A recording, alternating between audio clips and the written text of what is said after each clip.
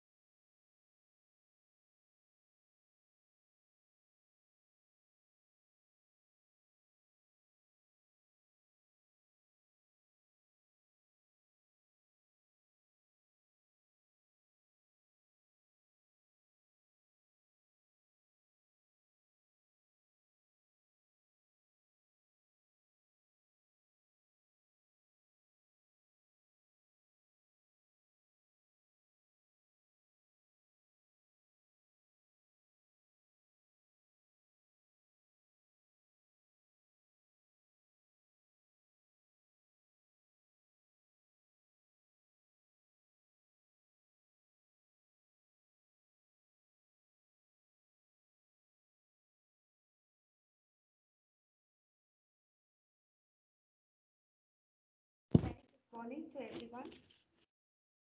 Before we start with the program, we would like to give some instructions, important reminders to run this event smoothly. I request all the participants to be on mute and turn off your video to the entire program. You can enter your questions and comments in the chat box throughout the presentations. These questions will be discussed at the end of the session. The feedback link will definitely be shared at the end of the webinar. Kindly do not request for the same in the very beginning. Respected dignitaries, dear faculties and students, Surana College, established in 1995 under GDA Foundation Trust, is affiliated to Bangalore University and is also included under UGC Act of 1956.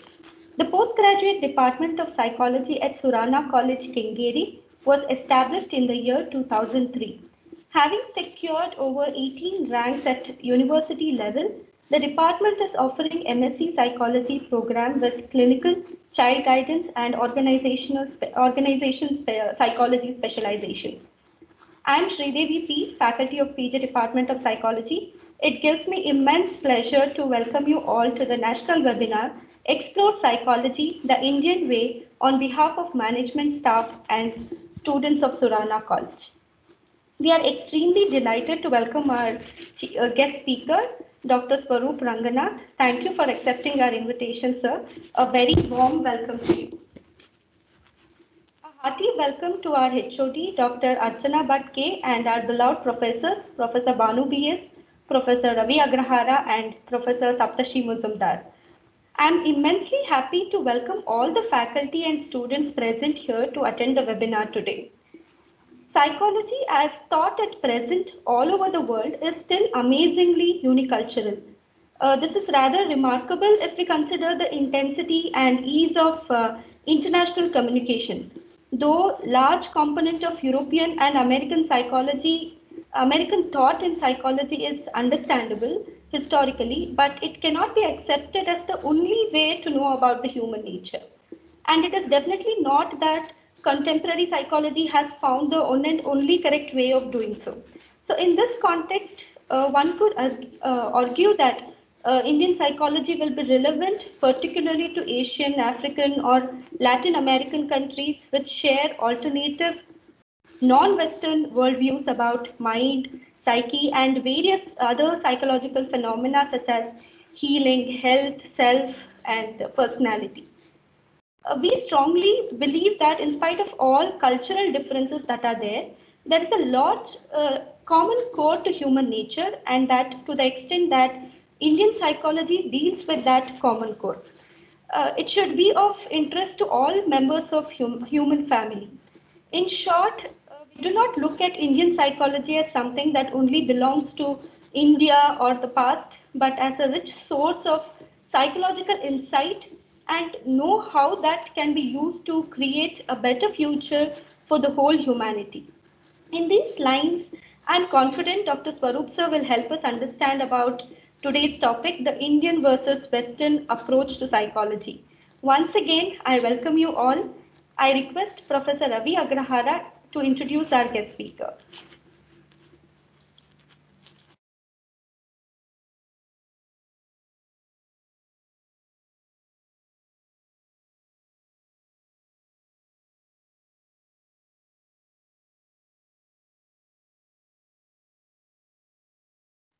Professor Agrahara, you're muted, so you'll have to unmute yourself. Okay. Thank you, Professor Sridevi. Very good morning to one and all. It is indeed a pleasure to introduce today's guest, speaker, Dr. Swaroop Ranganath, an alumnus of Veda Vijnana Gurukulam in Bangalore, one of its kind institution. A medium of instruction where it was both in Sanskritam and the communication was also in Sanskritam. Okay, this institute is perpetuating the Gurukula tradition in the modern world. Here, Dr. Swaroop was trained for 6 years in the ancient scriptures like the Bhagavad Gita, Upanishads by eminent Sanskritam scholars. Speaker holds a MA in Sanskritam and MSc in psychotherapy and counseling. Dr. Swaroop was awarded PhD in psychology by the prestigious University of Mysore.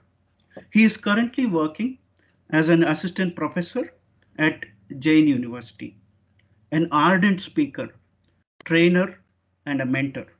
His research interest has led to developing of 30 plus modules to understand mind in the Indian psychology way. An example for this is the conceptual forum Sattva, Sanskritam Academy for Teachers Training and Value Addition. Dr. Swaroop is a co-founder of Sattva, and to spread Sattva is dedicated to spread the knowledge of Bhagavad Gita. It has trained more than 20 plus qualified teachers in Gita Shloka chanting. I should tell you, looking at his profile, only one word struck to me, that was humility. And the reason is this: he has deliberately kept it number free. I am very much sure he has a lot of paper publications and international and national conferences, everything in his kitty. And but his profile is so simple that it was a challenge for me. Now, once again, pranams to the guest and all of you. I now the audience are all yours, sir. I request you to take over. Thank you, sir. Thank you so much. I'm surprised you have dug out a lot of information about me. So I remember sending not more than 4 sentences. So thank you for that. Well, a very good morning to all of you, my dear friends. So now, uh, this word Indian psychology is a very interesting word in itself. So there are many reasons why it is interesting. But one thing for sure, it gives us hope. The reason it gives us hope is there is somewhere a search I have seen in a lot of people. They're trying to find meaning out of these Bhagavad Gita, as a scripture, Upanishads as a scripture. They're always trying to know what these things are, how can they add meaning. And when someone can explain those things to them from a psychological perspective, people find sense in it. Okay, so there is a kind of a hidden, invisible investigation going on consistently by many people across the country and many people across the globe. They have a great amount of reverence, they have a great amount of respect for many ancient ideas, but they have not found a great number of sources. I wouldn't say they have not found at all. I would say rather they have not found a great number of sources which will educate them and tell them the glory of the past. So when people get to know that there is something like Indian psychology, and people get to know that Indian psychology is one of the way to look into the scriptures of the past and understand them from a psychological perspective, they, as I told you in the past, that gives them a hope. So hope is very raw, very crude, and unpolished, unrefined. Hope is very arbitrary in nature as well. So let us take a step ahead and let us see if there is something much beyond this vague hope as such. So it is in this context maybe we will find some insights in the next few minutes as I present my thoughts. And I am a very typical teacher who would, I wouldn't call myself a teacher, but then I don't find a better word to use now. So I would say I'm one facilitator who would use the typical, who would go the typical way to present my thoughts. I love to use a board, and actually I would love to use a chalk piece, and that's how I have always been presenting my thoughts for the last 15 plus years. But then today I had to find a way to write down my thoughts, and then I ended up using this e-pencil, and there is a note which I would be taking help of to present my thoughts. So I would share my screen in this direction, and We'll go now to the e-board. Yeah. So, yeah. Can someone confirm me if the board is visible? It is, sir. It is. So I'm scribbling something. Is it visible? Yes, doctor, it is. Yes. Thank you, Archana madam. Okay, coming back. So let me put across the outline of this entire session first of all. But before that, let me ask the small question to Archana madam. At what time should I complete this lecture? Sir, we do have time till 1, sir. Should I complete at 1 o'clock? Uh, uh, you can, it would be nice if we could have a discussion. So we could leave time till discussion and wind up by 1 approximately, if that is okay. Okay, that's great. Thank you, madam. So yes. Coming back. So the first thing what we need to know is this: is there an exclusive scripture in the past, in the ancient Indian, what do you say, gamut, or in the ancient Indian catalog? If there is an exclusive scripture which talks about Indian psychology, no, there is nothing like Bharatiya Manashastram. Okay, Manaha is the mind, and Shastra is generally a reference to anything which is a scripture. So you will not find anything like this as a scripture related to mind. And Bharatiya relates to the word Indian. And now I want to tell you something more interesting. If you look at the most of the philosophies as available in the East, most of them are trying to transcend mind, go beyond mind. There is a word actually which is used called Unmani Bhava. Unmani Bhava. So, Unmani Bhava is in reference to transcending mind. And maybe this specific word doesn't come multiple times across the scriptures, but this bhava, this feeling that one should transcend the mind is very commonly seen. Yeah? So, people are trying to understand mind to go beyond that. Okay, it is like this. We try to understand hunger. Why do we try to understand hunger? Because we need to understand what we need to eat. Yeah, but we don't understand hunger to transcend hunger, isn't it? So fundamentally, the approach of Indian psychology is a little different. They're trying to understand mind, not to operate it, but to transcend it. Okay, with this being the background to the scriptures, it would be sometimes uh, uh, not just vague, but kind of a injustice to try and find thoughts which are specific to mind as such, which are specific to thoughts as such. So I would always to put this across very humbly, because the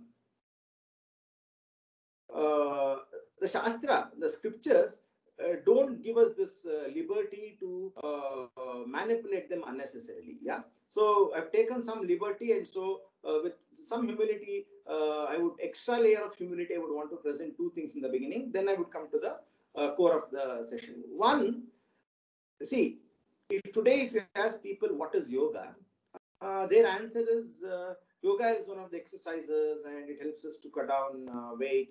It helps us to become more focused. It helps us to enhance the lung capacity. It helps us to become mentally stable, isn't it? So today, yoga has been made a source of chikitsa. Chikitsa is a treatment, therapy. It has become so therapeutic in its approach. Yeah. But if you look at Bhagavad Gita, and if anybody knows a little about it, there are 18 chapters in Bhagavad Gita. There are 700 shlokas spread across 18 chapters. Each chapter is called as some yoga. First chapter is called as Arjuna Vishada Yoga. The second chapter is called as Sankhya Yoga. The third chapter is called as Karma Yoga. So there, if you start studying or reading, researching, starting from chapter 1 to chapter 18, none of those 18 yogas will tell you how to cut down weight, will not tell you how to what do you say, get rid of gastric problem or get rid of migraine. This is not the way Bhagavad Gita is presented. So if you look at now, a yoga scripture developed much later in the 1st century BC by Patanjali, which is called as Patanjali Yoga Darshana. There also you don't find any references to asanas which we do perform today. That is one of the primary sources like Virabhadrasana and all of these things. You don't find them. None of the asanas as we practice today is found. So in the entire yogic scripture, the Patanjali yogic scripture, which is known to be the fundamental, the Patanjali product as we see today, I mean the market as run by Baba Ramdev, has its source in this great Rishi sage's name, Patanjali. He is the one who formulated the idea of yoga in a very structured manner and who gave the framework. And this fellow, Patanjali, he uses the word asana in the entire scripture once or maximum thrice. Okay? And we have brought down yoga to asanas. So it is not fair to do that. If somebody has propounded an idea in a very ability amount of efforts to give a better meaning, and somebody starts demeaning it by attaching lower level of meaning, it is kind of an injustice. And this is exactly what is happening to most of the Indian ideas. So imagine some of you are poets here, and some of you are artists here, or some of you are people who develop apps or something like that in the technology. Imagine I take your app, I take your poem, I take your art, and I define it the way I want it, and I further lower down, or I further scale down the meaning of your poem. If I scale down the meaning of your art, if I scale down the meaning of your app, it would be very insulting to you, isn't it? So this is what is happening today predominantly with the idea of Indian scriptures. They have been conveniently, I wouldn't say tweaked, rather I would say manipulated. And why is that happening? That's also a different story. That's an inevitable process. There are certain ideas which can be understood only as we mature, only as we grow, only as we evolve. But humanity is very resistant to evolution. Humanity is very resistant to growth. Humanity is resistant to maturity. Yeah, we would always find comfort in the way we are. We would change only if it is inevitable. So, considering that humanity is resistant to growth, evolution, and maturity, we are trying to tweak the message of Bhagavad Gita, Upanishads, and keep it simple for the people to understand in simple manner. Okay, so what is happening today in today's class is also this. I have chosen some beautiful thoughts out of the Bhagavad Gita, out of the Upanishads, and out of the Yoga Sutras, and many other places. There are also some thoughts from the Vedas, and these ideas have not been manipulated, but rather have been slightly tweaked. Even though the amount of tweaking is very little, I am supposed to confess, because I shouldn't mislead any one of you. I shouldn't tell all of these things are the ultimate. I shouldn't tell. I shouldn't attach a rosy picture to whatever I'm doing. I'm trying to be very honest with all of you, because you shouldn't think this is ultimately Indian psychology. But yes, whatever I present today, largely to 90% present the original ideas. Okay, and there might be here and there where there might be a small tweak, and what guarantee that I have not manipulated it? Okay, so I would want to very quickly add 2 sentences to what already Ravi sir has done. During my introduction, he told me that I have trained myself in Gurukula. So that is the reason I am not manipulating, rather tweaking a very little, because I was privileged and I was having the luxury of being trained in a Gurukula during my adolescence. And during that phase, I did get a great exposure, starting from professors of Harvard and Oxford to professors of IIT in India, people from great intellectual background with a great scientific temperament used to visit my Gurukula, the Veda Vijnana Gurukula, and they used to train us in different aspects. It was not just they were training us in the scriptures, they were also training us in science, they were also training us in the psychology, sociology, many other aspects. So it was a very comprehensive system of education in the Gurukula. We would get to know the different fields. We would be trained in management, some by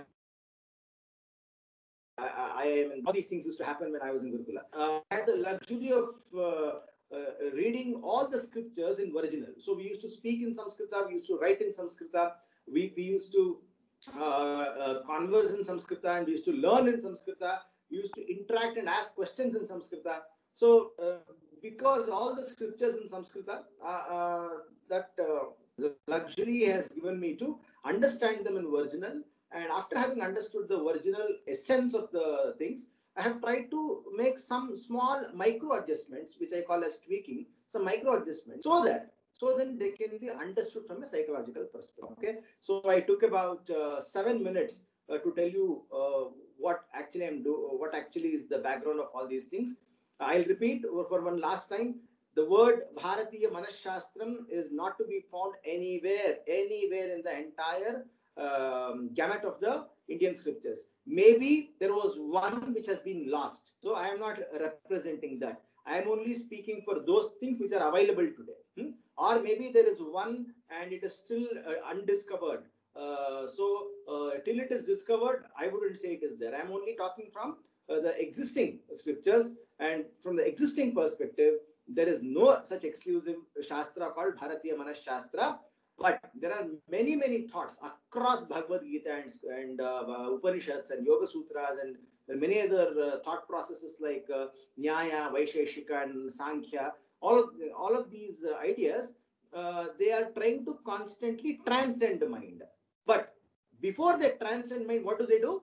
They understand mind. That is the important aspect which we all need to realize here. So I'll repeat, listen to me very carefully. This is the fundamental basis upon which the Indian psychology stands. They tried to transcend mind, but before they transcended mind, they understood what mind is. So if I have to give an analogy, we all know this popular analogy. It is important to become rich and cry in a Mercedes Benz rather than abusing the idea of richness. I think you all would have heard this, isn't it? People tell you becoming rich is of no use. Then there is a counter statement. Some people tell, what do they tell? There is no point abusing richness. Let us become rich, but let us go through our pain and let us go through our experience grief in the Mercedes Benz or the Audi car. Isn't it? That's what we say these days, isn't it? So in a similar way, instead of abusing mind, before they transcended mind, they understood mind in totality. And now they took a huge leap from then on to transcend mind. Okay, so this is the fundamental foundation upon which the Indian psychology stands. So today, whatever I am presenting as Indian psychology is the rich understanding of the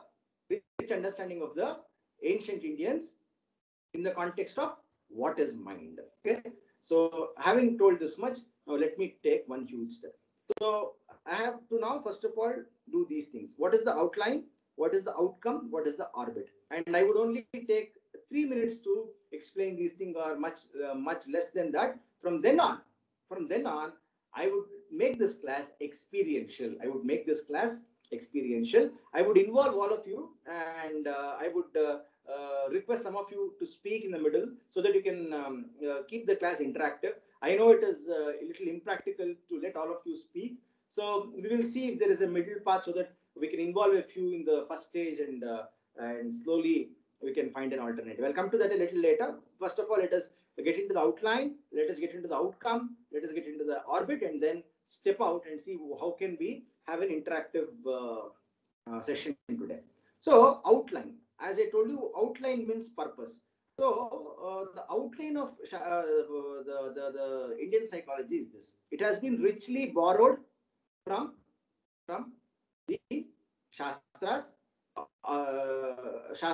There are different Shastras, many Shastras. Shastras are basically that which will help us think better. So the definition of Shastra is this: Shasti. So it regulates. How does it regulate us? It regulates us to think properly. For example, there is a regulator to operate a fan. Okay, if you are using a fan, there is a regulator. What does the regulator do? Regulator regulates the fan movement. So thereby, what does it intend to do? It will thereby, what does it do? It will thereby make sure the fan is running in a way that is going to cause a pleasant atmosphere to the end user, isn't it? It regulates. So in a similar way, there are a lot of ideas, a lot of thoughts. There is a lot of wisdom and knowledge in the scriptures. They're called as shastras. They regulate our thought process. Okay. As all of you, it looks like most of you have psychology background. Otherwise, probably you wouldn't have ended up here.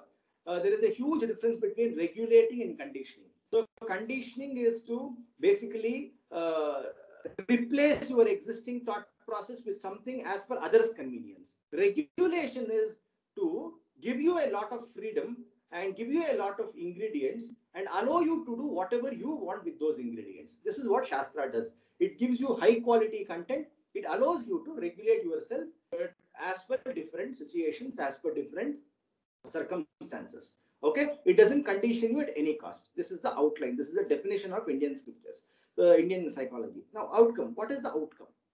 Outcome is very simple. The outcome is this. I would want all of you to make a note of this in case you're writing, and all those who are not writing, capable of registering this mentally, please make a note of this mentally. Indian psychology does not generate novel experiences. I'll repeat. Indian psychology does not generate novel experiences. So this is the outcome. It does not generate novel experiences. Then why should I study Indian psychology? What does it do on the alternative? On the alternative, what Indian psychology does is it will remember this. It will create a framework to your existing thoughts. Okay, it will create a framework to your existing thoughts. So I would go off the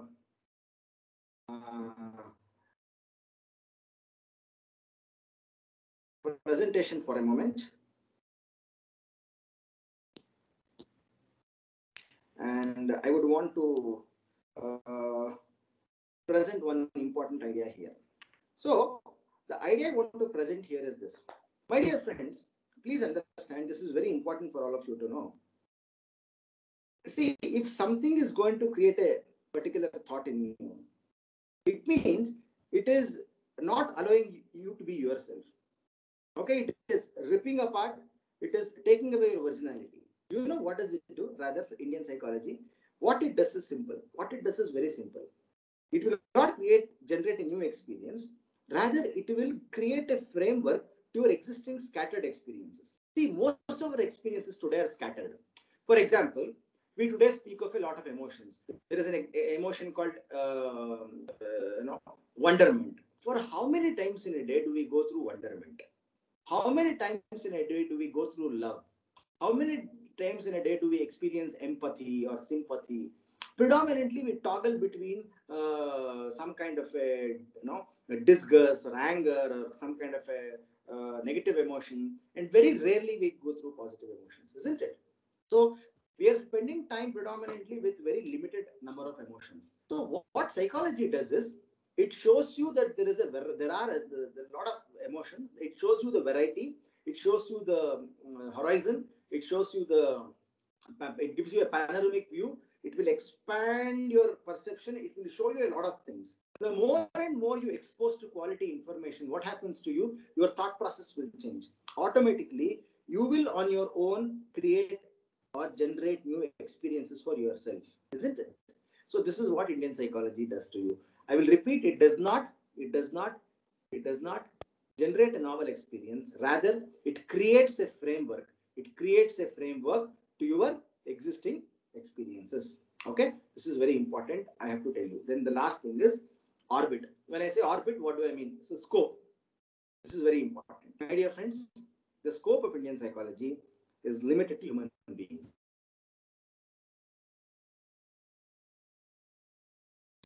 Hedonistic behavior, it has been enlisted by a few Jain scholars. It is available in the East. It is prepared in 7th, 8th century, 11th century and all. And there are also some books related to the behavior of the plants and or entirely the flora. The flora and the fauna doesn't come under Indian psychology. Okay, that is the scope, that is the orbit. Okay? Let us keep these things in mind, and let us now kick on the idea of what is Indian psychology, and let us see what Indian psychology actually means. Okay, so now with you say permission of Archana madam, is there a way, madam, that we can have some kind of a discussion with only a few? I know most of them wouldn't volunteer to speak, but I'm sure there are at least 5-6 people who would volunteer to speak. So is there a way we can choose those volunteers and maybe have an interaction? Is it possible? Yes. I wouldn't want to force you, but if there are people who are willing to answer my questions, it would be interactive. That's my point. Yes, those participants who would want to interact, please put it up on the chat box and I will unmute you. Yeah, very good. There are some people raising their hands. Okay.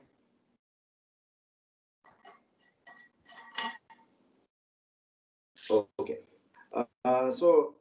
Thank you, Archana madam, for moderating that.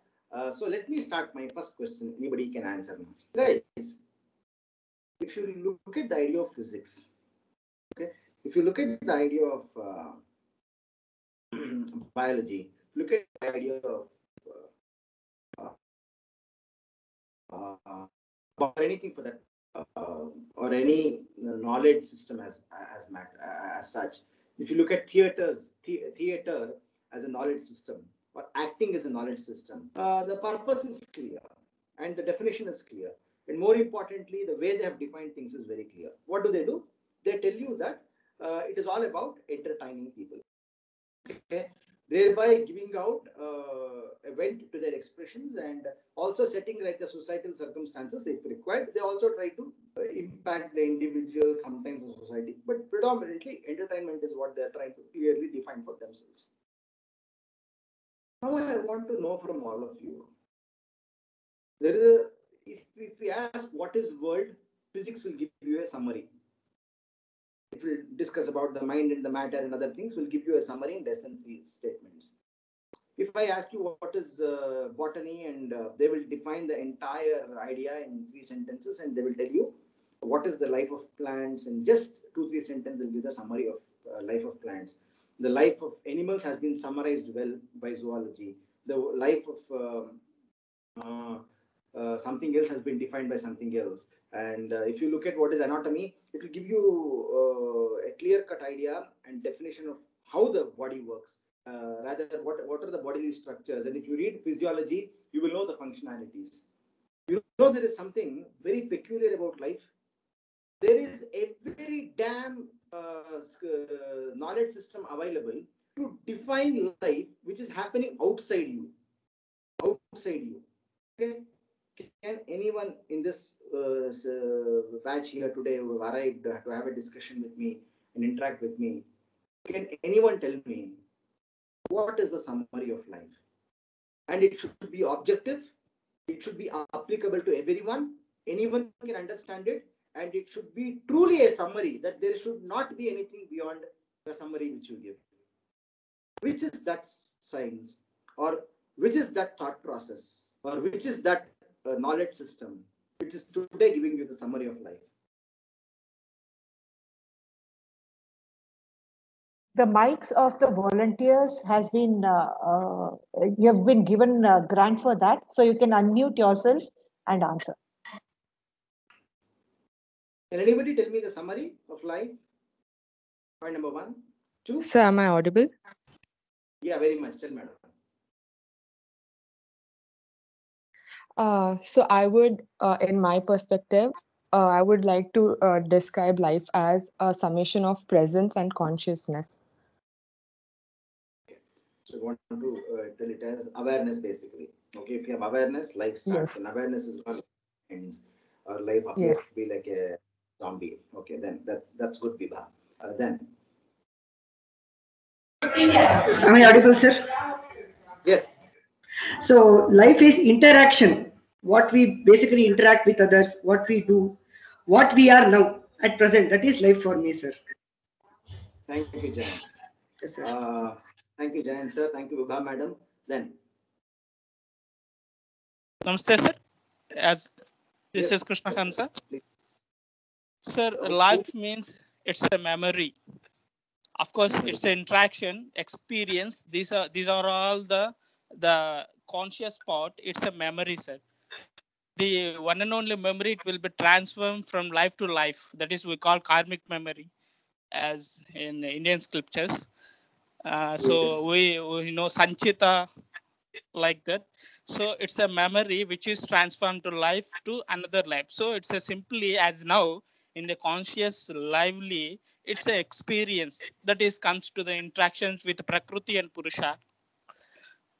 Interaction between Prakriti and Purusha, it is experience which is hold into the karmic memory, that is what is memory, which is transforms to the another life like that, what we call Punaravritti. Thank you. Krishna Hamsa, sir. Krishna, thank you. Krishna Hamsa. Thank you. Any other answer? Life is an acceptance, sir. Life is all about If you acceptance. Thank you, Divya. Yeah. yes. Continue. If you accept everything, it is fine with the life. Yes. What Thank is you. Thank you. happening and what will happen, everything you'll take it. Then it will life will. Yes. Thank you. So, Okay. We'll get into one more round of discussion a little later. am I audible, sir? Now can we go on mute? All of you, can you go on mute? I will take some more questions a little later. Yeah. So okay, I will present my questions a little later. For now, let us wind up this discussion. I'll come back to you all very soon. So did you notice, my dear friends? Sorry to tell this, and being a little harsh here. You all have led life for so many years. If I consider the average age of this group as 180 odd people, if I consider this average age as about 30, 35, we have lived a life for 35 years, yet we have found it very difficult to summarize life. We don't know what is life. So we have our own subjective experiences. We have our own subjective thought processes. It is not wrong. It is not wrong. I'm not talking about right and wrong. And I want to also assure you, you can have it as a disclaimer. Throughout my talk, I wouldn't speak about right and wrong, because right and wrong is beyond the purview of psychology. Okay, psychology is all about presenting mind as it is, thoughts as they are. It is up to an individual to understand what is right, what is wrong by experiencing them or by learning from others' experiences. So I wouldn't speak at any point of time what is right and what is wrong. So now, after having a brief discussion with about 5-6 people, what we realized is the irony of life is, and the irony of education system is, we have not been trained to know as to what is the summary of life. We can't describe it in 1 or 2 words or 3 words. Yeah, we all think we are right, and of course we are right. Okay, so now I'll go back to presentation. Now let me present my thoughts. Okay, so let me tell you what is the summary of life and where do I get this from. I'll also tell you the source and other things. Start first. Okay, so this is what I told you in the beginning.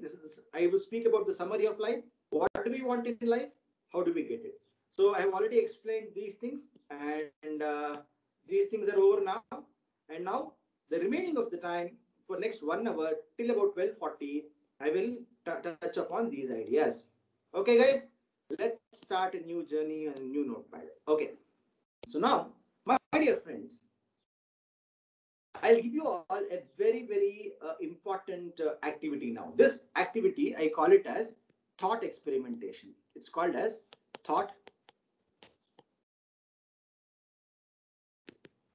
Okay, so what is thought experimentation? Thought experimentation is I narrate a scenario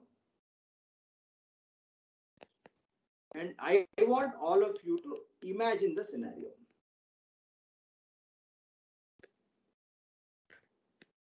Okay, ready? Ready, guys? Yeah. Some of you can just tell, okay, it will make me feel like I'm still in the live class. Yeah. Okay. So I'm conducting now a thought experimentation. As part of thought experimentation, I would narrate a scenario And I want all of you to imagine a scenario, and I will again probably ask two people to answer my questions. I will just put across two more questions. Archana madam, am I clear? Is the board visible? Yes, Dr. Swaroop, Yes, it is. Yes, thank you. So here I start my narration. My dear friends, all of you are in this call today, or I would say 98% of you are in this call today because you desired to learn something in Indian psychology. You all probably had breakfast because you desire to have breakfast. When you are thirsty, you desire to have some water. When you are sleepy, you desire to sleep. When your body asks for it, you will think of fulfilling bodily desires. May it be exercise, may it be sex, or may it be reproduction, or may it be something else. When you desire to celebrate a party, you celebrate a party. So if you look at predominantly the human actions, they are driven by desires. They are driven by desires. So if you look at every single damn thing, try and imagine this carefully. I'm narrating this as I'm narrating, kindly imagine. If you look at every damn thing on this planet, everything is a desire.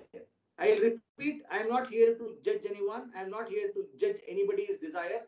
I'm not talking about right and wrong desires, proper and improper desires, and I'm not talking about advantageous, disadvantageous desires. I'm not talking about meritorious and mediocre desires. I am just presenting a plain word.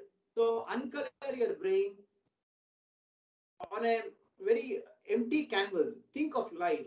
Life starts with a desire. Everything on this planet starts with a desire. If you don't desire that, it wouldn't happen. It is all about desires, and desires. You have desired so many things, and out of so many desires you've had in life, probably you have materialized about 60 to 70%. And there are some people who have a higher degree of materialization, and some people a lower degree of materialization. But life starts with a desire. Now, I will ask one or two questions to people who have volunteered to speak. So, guys, would you accept with me that we have a lots of desires which is driving the life? Yes, sir. Yeah. Yes, sir. Yes, sir, definitely. Yes, Definitely. desire is life. Even those people, yes. Don't conclude. No, don't conclude. So even those people who answered me now had the desire to answer. If they had no desire to answer, they wouldn't have answered. If there was no desire to be a volunteer, you wouldn't have been a volunteer. So predominantly there are desires.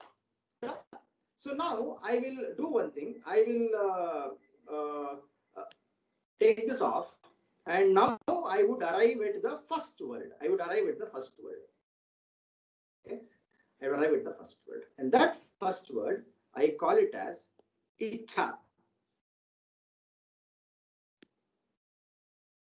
Anybody who doesn't know to read Hindi here, please tell me yes quickly. If you don't know to read Hindi, I will try and do a transliteration. Anybody who doesn't know to read Hindi here? Dr. Swaroop, there are quite a few who would not be knowing how to read Hindi. Icha. Okay? Icha. So now, my dear friends, life starts with a desire. And there are some people who are still pondering and wondering if this is true. I will prove the alternative also. Give me time. Be with me. Don't arrive at conclusions. Don't arrive at judgments. Don't do anything. Be with me, and you will get a summary of life today for sure. And you can take back this message home, and you can experiment till the last day of your death, and you will find me right. Then I say you'll find me right. You'll find the thought process right. Okay. Now, my dear friends, you know what happens? In icha will turn into jnana.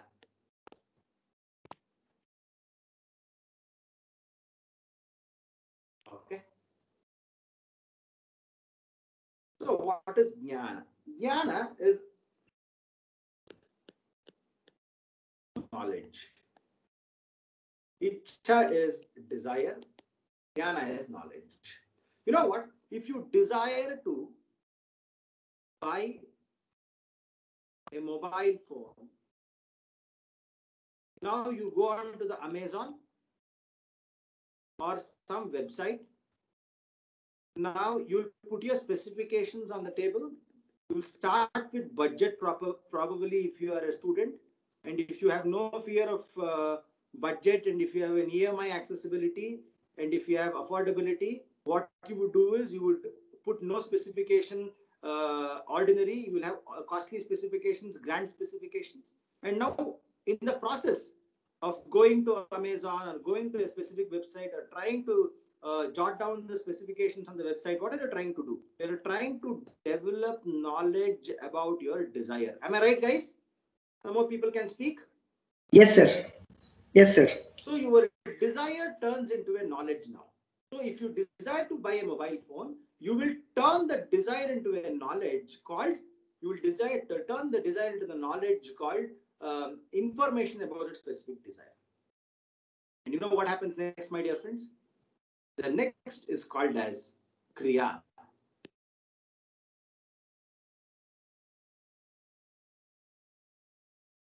And Kriya means action. Kriya means action. Now, at the end of knowledge, what would you do? You would buy the phone.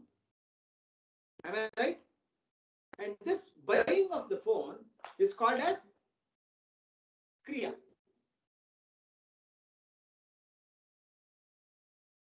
My dear friends, I want all of you to pay attention to this. Our life. The theory is not complete. Don't be in a hurry to get into any conclusion. I only put 3 steps. There are 2 more steps. I'll come back to that very soon. Our life starts with a desire. Everything, every single thing what we do in life starts with a desire. This desire turns into knowledge, and depending on our capacities, we will acquire that much of knowledge. There are some people who would go to the depth of our desire, understand the desire in totality, and acquire corresponding knowledge. There are some people who are less capable, or who are less aware, and who are less dynamic, or who are a little more lazy even though they're capable. Those people would accumulate or gather so much of information what they think is adequate and sufficient. But knowledge is something first you all do after you have a desire. And once you have both, once you have these 2 things, in whichever capacity, in whichever degree, irrespective of capacity, irrespective of degree, whatever you have in these 2 things, that will translate into Kriya. What does it translate into? Kriya. What is the Kriya? An action. Okay. Now, I would go to a new note and I will rewrite it. My dear friends, be attentive, be with me now. Ichha becomes Jnana. Jnana becomes Kriya.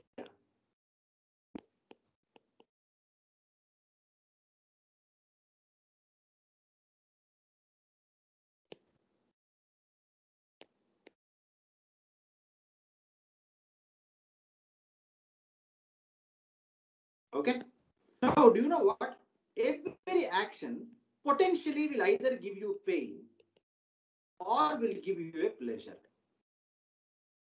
Every single action will give you either pain or pleasure. You know what, my dear friends? If an experience is painful, you would go behind a new desire. If the experience is pleasurable, you would go behind the same old desire.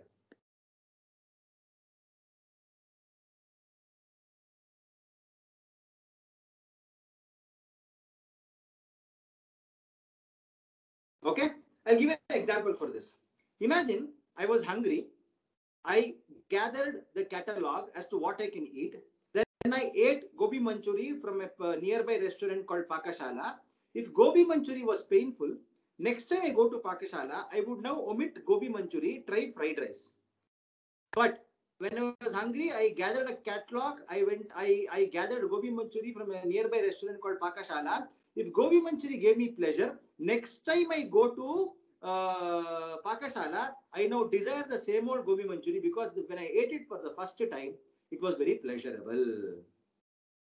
And now you know what, my dear friends? This is the summary of life. And if only pain, if there are some people who are constantly, unfortunately, by their own wrong choices, by their own stupidity, gather a lot of pain. And those lots of pain will end as dvesha. When life becomes only pleasurable, their life becomes raga.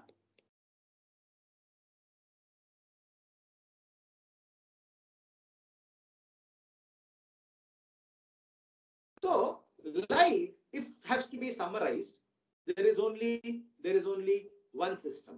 We will develop n number of desires. These desires constantly turn into some information. That information is corresponding to the desire. That turns into an action, and that action either gives me pain or gives me pleasure. If it consistently gives me pain, I am constantly making modifications in my desire and making so many modifications that I eventually want to end up on this side, that I want to get pleasure. But in actuality, we all want pleasure. So we are trying to execute a lots and lots of ichas only to gather pleasure. But unfortunately, sometimes when our choices are not great, we end up in pain. So the moment we get a pain, we move towards a new desire, and that new desire is nothing but a step towards pleasure. And the more and more life becomes pleasurable, we develop some kind of a raga. Raga means, there are many explanations I can give you, but we develop some kind of an obsession and some kind of a wild love for life. And people who are constantly living in dvesha are people who have disregard for life, and people who have not only disregard for their life, they also have disregard for others' life. Disregard for their life, they also have disregard for others' life. Okay. Now, can we have one more round of discussion based on whatever I have told till now? Yes, sir. Okay.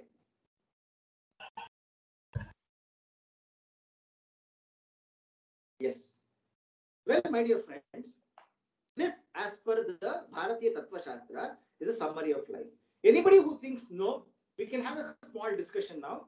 But let me tell you, there is one last part of my presentation which will give you, I would call it as the final nail in the coffin, which is still there. Okay. But apart from that, final nail, predominantly things have been covered. And in case you people tell me, no, sir, this is impossible. No, sir, this is stupid. This is absolutely absurd theory. I don't find any sense in it. You can ask me questions, and not for the sake of it. If you find some real good logic to put this down, debunk this, and tell me the process is wrong, please let me know.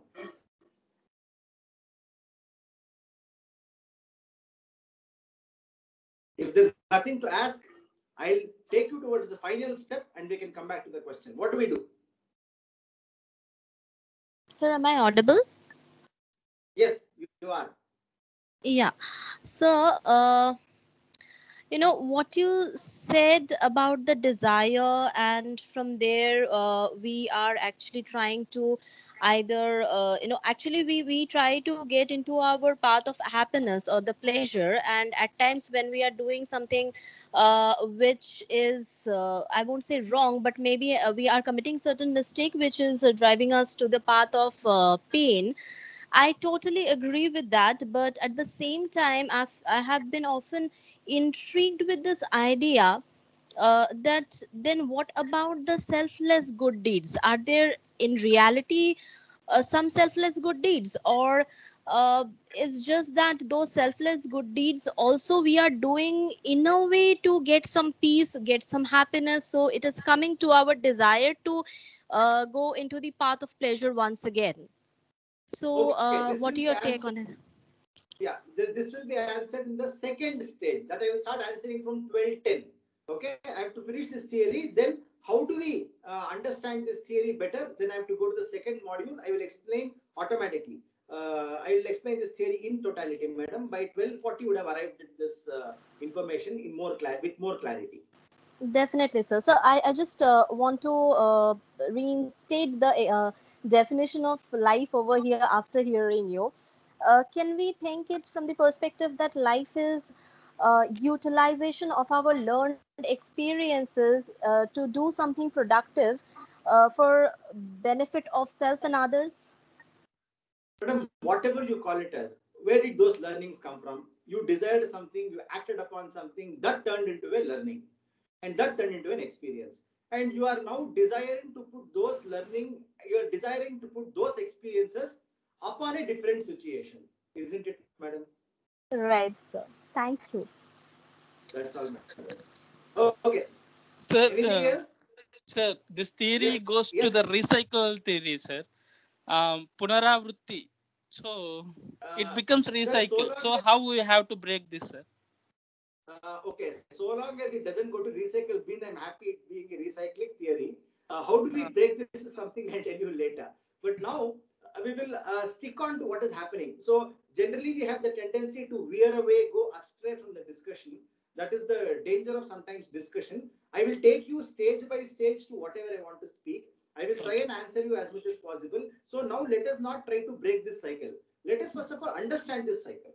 Okay. Okay. So as I told you in the beginning, rishis have a habit. They understood something in totality first. After understanding, they transcended. So let us do the same thing. Let us understand this perfectly, then let us transcend this. Okay. Okay, sir. Thank you, sir. Okay. Any other questions there? No questions. So you are expecting me to proceed. Okay. Yeah. One more person raised the hand there.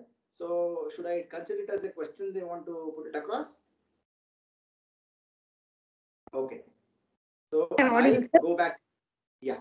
Yeah. You're audible. Go ahead. My question now is, from where does the desire come? How does the desire come?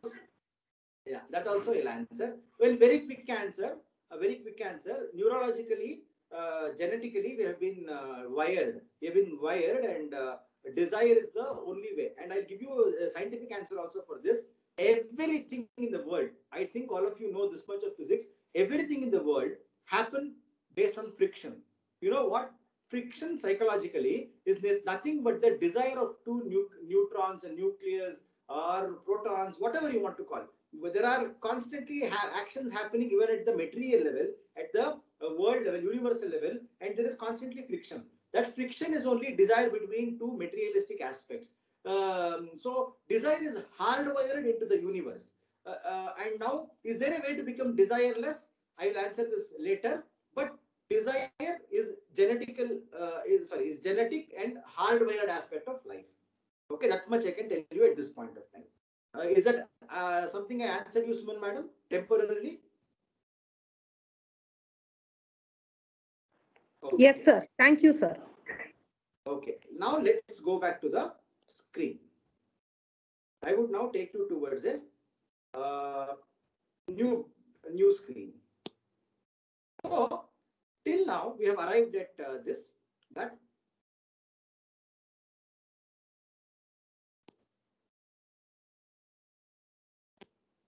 we've arrived at Icha leading to Jnana, leading to Kriya, Kriya taking two forms as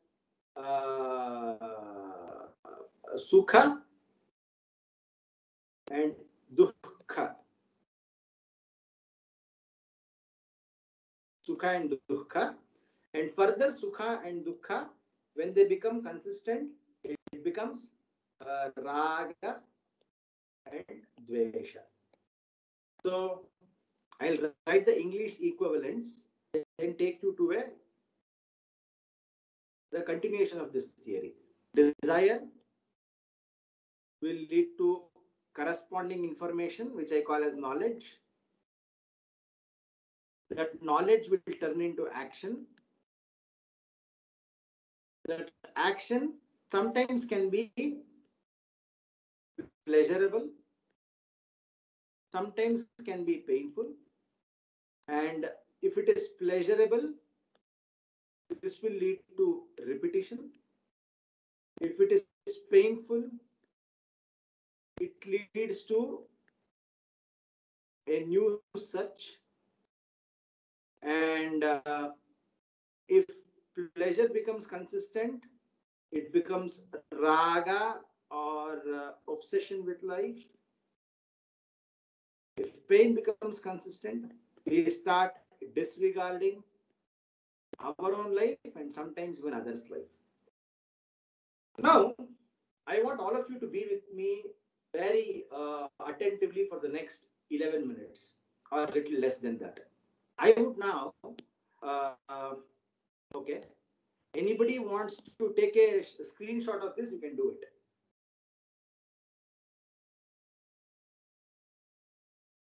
If you want to take a screenshot of it, you can have this as a reference as we go to the next point. This is what we've arrived at after a lot of discussion. And now I go to the next part. See, I will tell you a story. This happened in Bangalore venue, Sangam Circle, JP Nagar, Bangalore. I will take you to an experience which happened right in front of my eyes.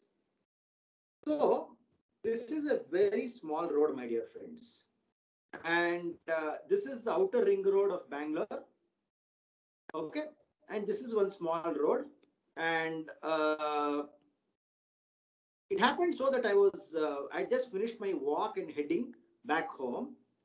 It is such a small road that two big buses, maybe a BMTC bus, two big BMTC bus or city bus. For those who people don't know what is BMTC, a city bus. A city bus can just not cross. It is impossible for two city buses to cross it, to be on the same road simultaneously. There can be one behind another, not one next to each other. That is how the road is, a horrible road. Okay. Now it happened so that I just finished my jogging and coming back home. There was a small family here. Mother, father, and a small child. A son whose age was not more than 4 or 5. So now it happened so there is a very popular school in Bangalore. I wouldn't name it. It's unnecessary. So that school has hired a BMTC bus and it just took a turn, entered this road. And you know what happened? This boy here, this was in the month of June. It happened around June 15th, 2 years back. For the first time in his life, this boy is going to the school. This boy is going to the school. What happened, unfortunately, the boy is adamant. He's not willing to go to the school. Mother is not ready to push the child into the bus. Father is being tactical here. He's managing the child's emotions and the mother's emotions as well. And in this bus, there is a driver here. There is a conductress here. Okay?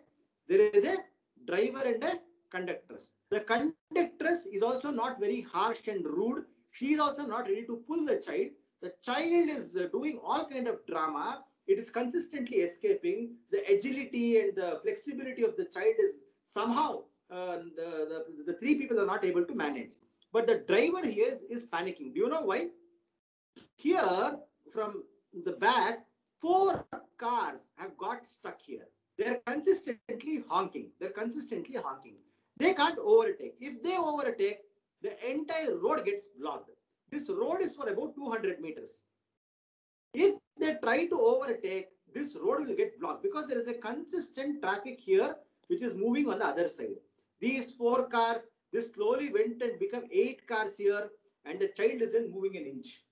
And father became a little smart. He took the child in his hand. He got into the bus. And the bus started moving. Slowly, the traffic started easing down. And at some point of time, he found a humps. As he found the humps, as the bus slowed down, he immediately got down. All of you understood this much? By then, the child was already in the bus. By then, the child was already in the bus. Did you all understand this much, guys? Yes, sir. Okay. Now, let me tell you something fascinating. I want all of you to pay attention to this. Till now, for the last 11:34, I started. for the last 32 minutes, I have been consistently telling life is desire, life is desire, life is desire. But in the case of the child has no desire to go to school. No desire. But then why is the child going to the school? Now, my dear friends, remember my words forever. These are not my words. These are the words of the scriptures. Life is either you fulfill your desire or you become a victim to others' desires. You either become a victim to others' desires. I wouldn't necessarily call it being a victim. That was only a funny way to put it across. Sometimes we believe in people's desires and try to fulfill their desires, but eventually we end up being on the path of desires. But one thing for sure, my dear friends, at every point of time, either you are fulfilling your desire or you are fulfilling someone's desire. Sometimes in the path of fulfilling someone's desire, you are becoming a victim to their desire. I don't know what to call it as. If the child was becoming a victim to the parents' desire or the sort of society's desire of school, going to a school, or maybe he was being rightly guided. But the reality is, even though he did not desire, the child did not desire, the child ended up still going to the school because it was driven by a higher, by a more intense force of someone's desire.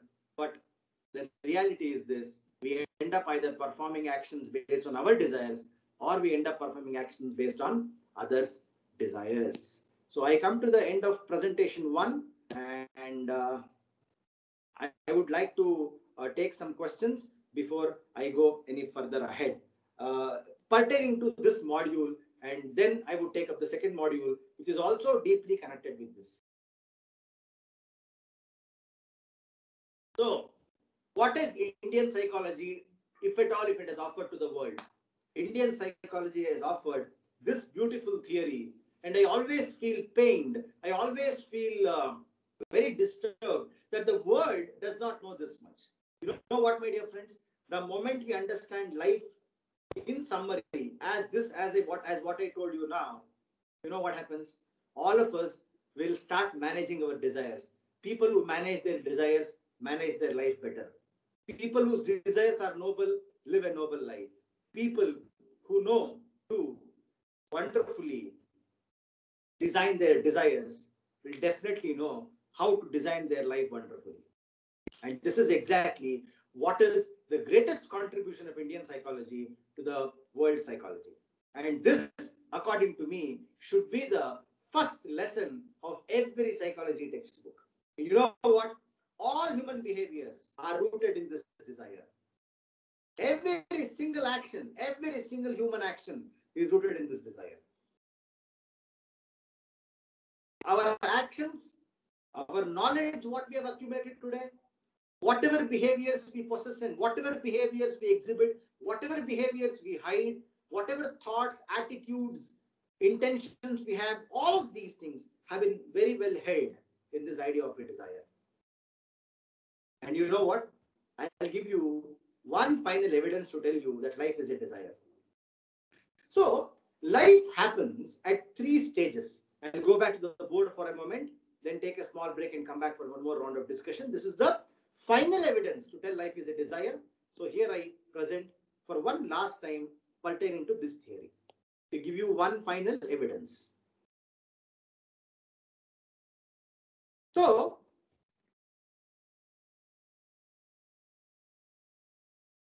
according to Indian psychology, if life is seen as a stage, it happens in 3 stages. So not as a stage.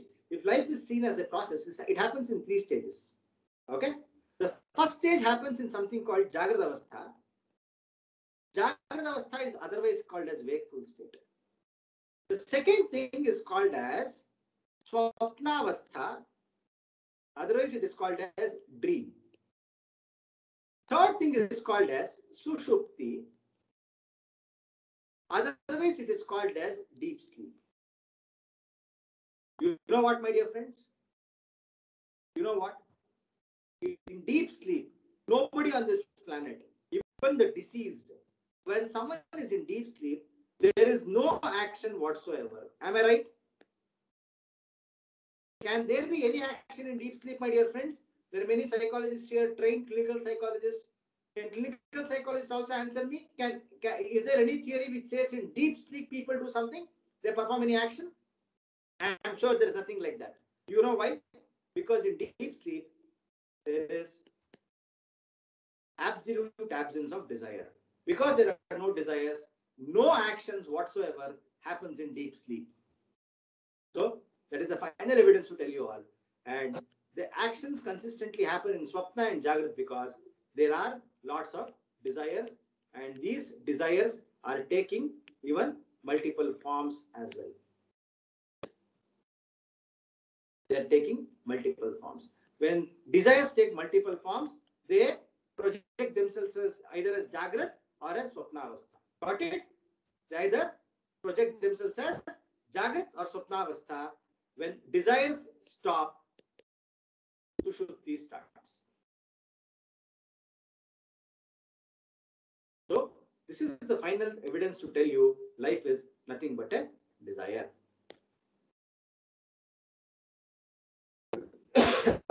Yes, any questions now?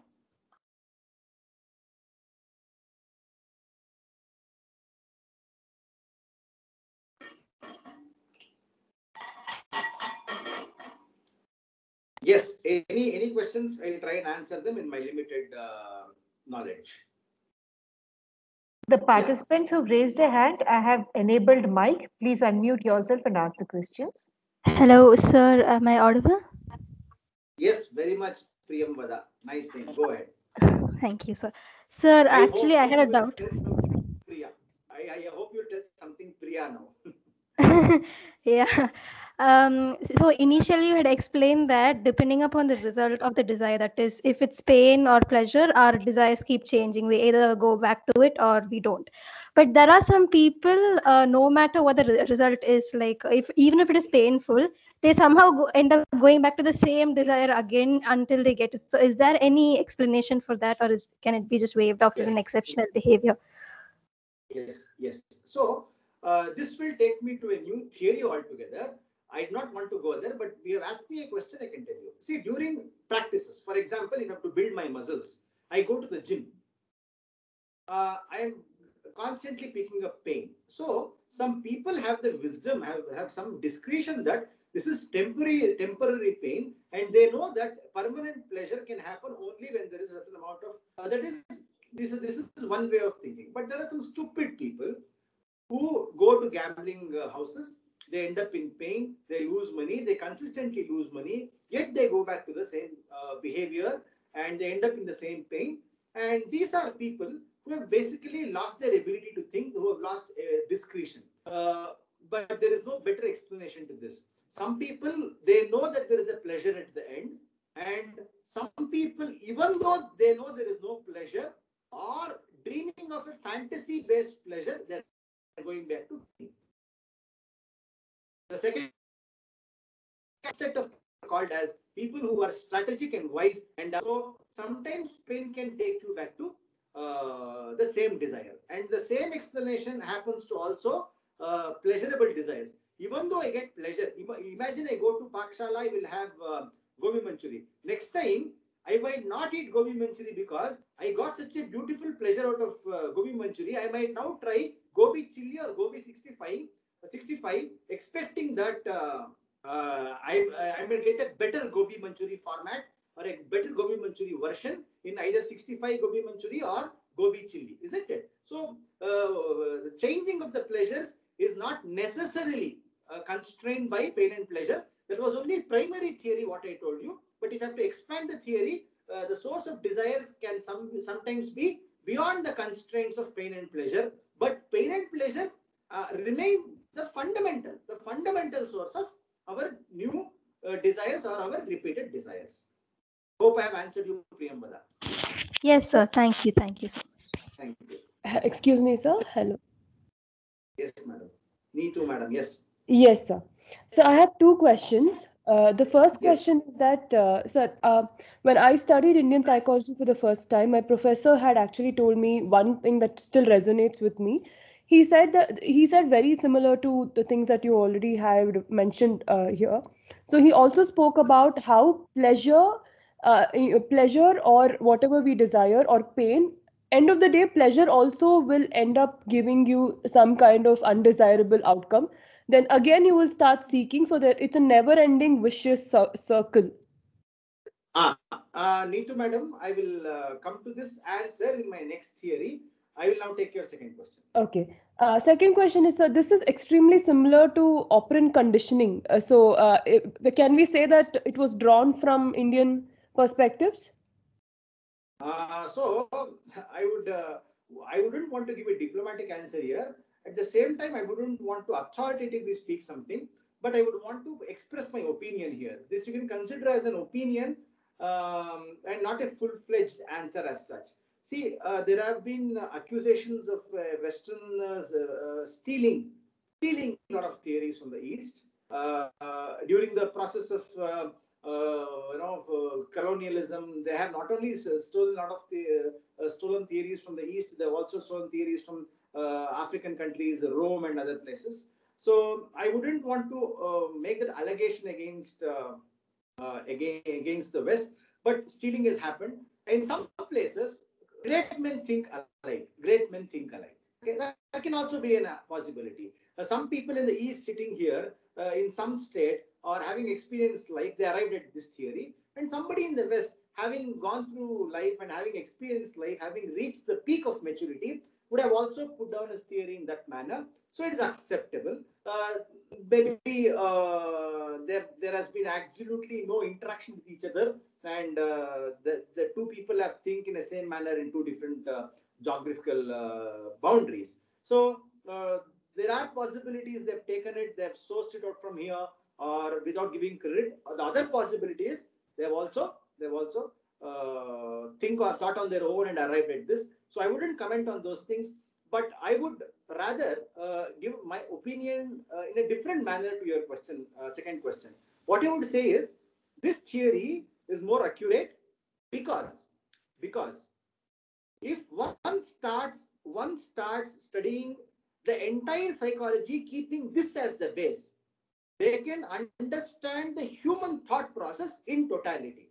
See, I can use this theory and I can explain you the theory of emotion. I can use this theory, I can explain you perception. I can use this theory, explain you inference. I can use this theory, I can explain you verbal testimony. I can use this theory, I can explain you cognition. I can use this theory, I can explain you memory. I can use this theory, explain you what is that called? Neural pathways. I can use this theory and literally do anything. See, when I call something as a summary, when I call something as fundamental, when I call something as rudimentary, it can be and it should be called rudimentary or fundamental only when that can be used as a furnace, when that can be used as a substratum to build the entire building, isn't it? So if I call the foundation of a house, why would I call foundation as a foundation? Because it has the ability in it, it has the metal in it to hold, to contain the entire building, isn't it? Otherwise, would I call this as foundation? But coming back to Eastern theory, the Eastern theory, especially this theory, what I told you now, it has the ability to contain the entire psychological structure. You can talk anything about psychology by using this structure. That is the reason I prefer to use this, and I would rate this much higher after having compared many of the Western theories with this. So I'm not the guy who would compare, because everything comes with a limitation. So I am somebody who is consistently searching for a theory which has no limitation. One day, if I come across a limitation in this theory, I would also drop this. So I am trying to be more objective in my research, and that is the fundamental duty of any researcher. One has to be objective. So in my limited experiences, in my objective search, I have found this to be very stable, which is something which is durable and which can contain the entire psychological structure, the building of psychology on this premise, on this foundation. Okay, this is my answer to you, Neetu madam. Thank you, sir. Thank you, sir. Hello, sir. Namaste. Shailishri here. Namaste, sir. Thank you for such a good explanation. And as you said, I think my question is partly answered. Based on this cycle of life, we can incorporate the theory of motivation also here.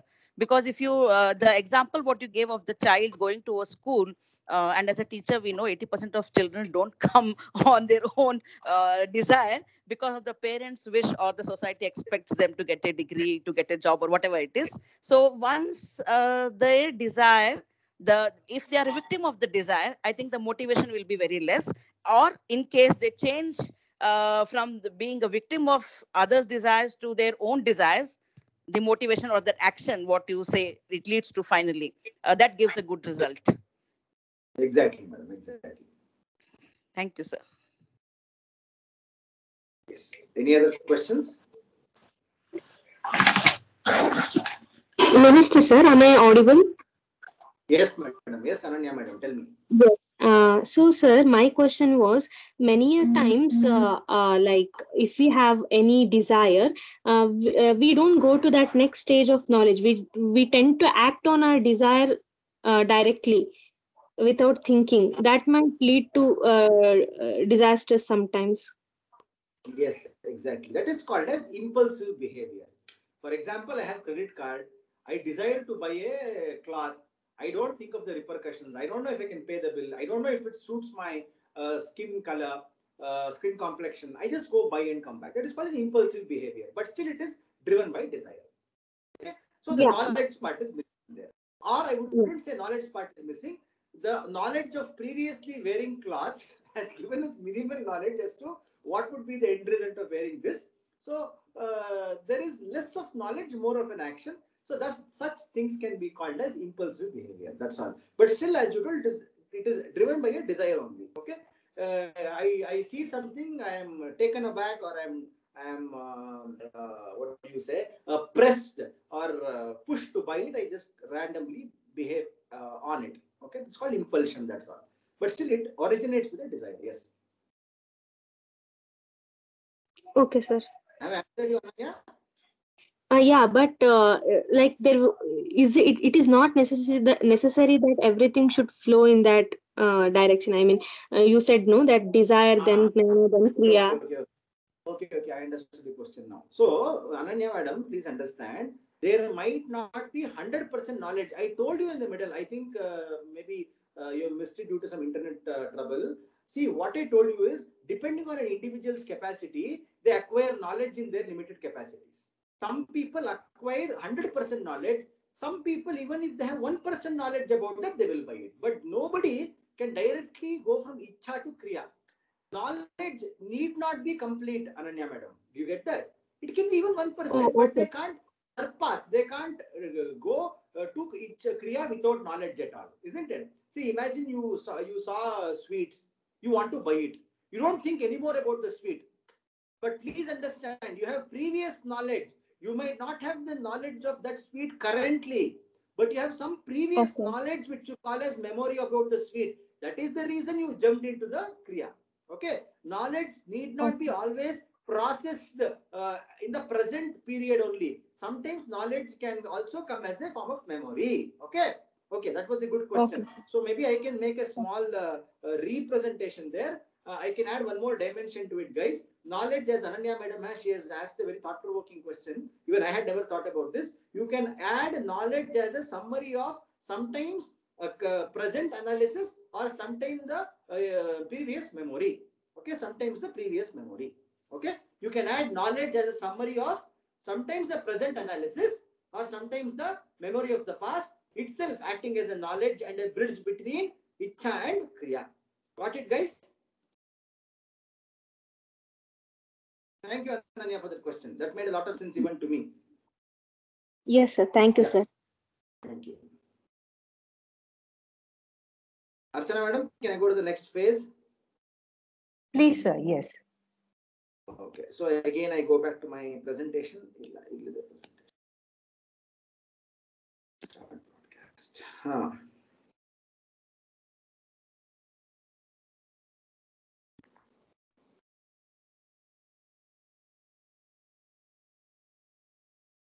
Okay.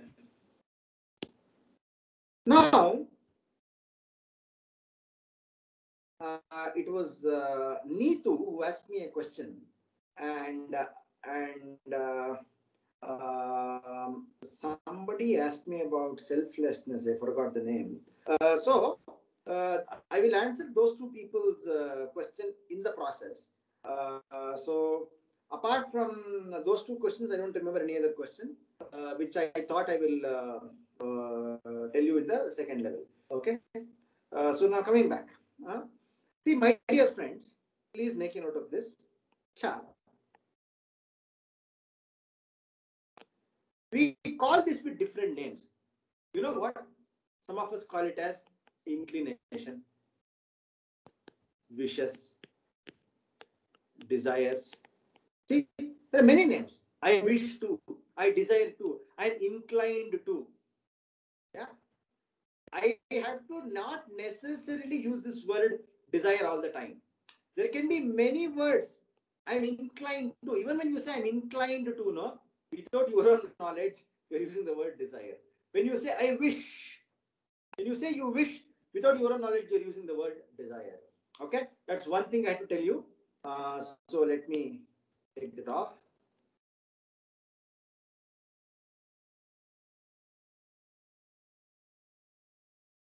Okay.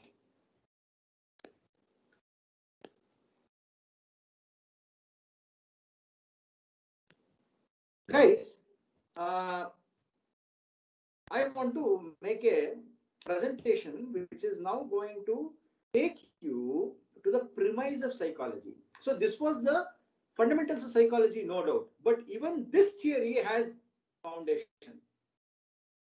You'll be surprised if I tell you this. Okay? Even this theory has a foundation. What is a foundation? I will tell you what is a foundation a little later. But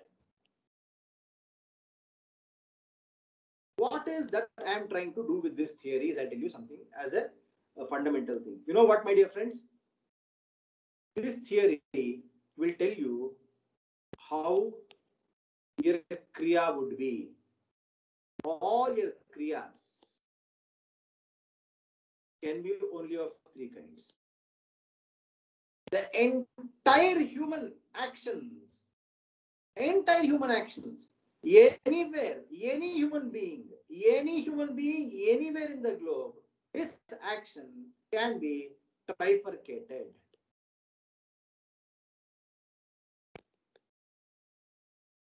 Okay. So my next part of the presentation will take you to this world, and this is my hypothesis now. What I've drawn here is a hypothesis, or you can call it as a claim, unfulfilled claim, however you want to see it as. So now I'll present this theory, but before I present this theory, I would want to have one last round of discussion before I complete my talk today.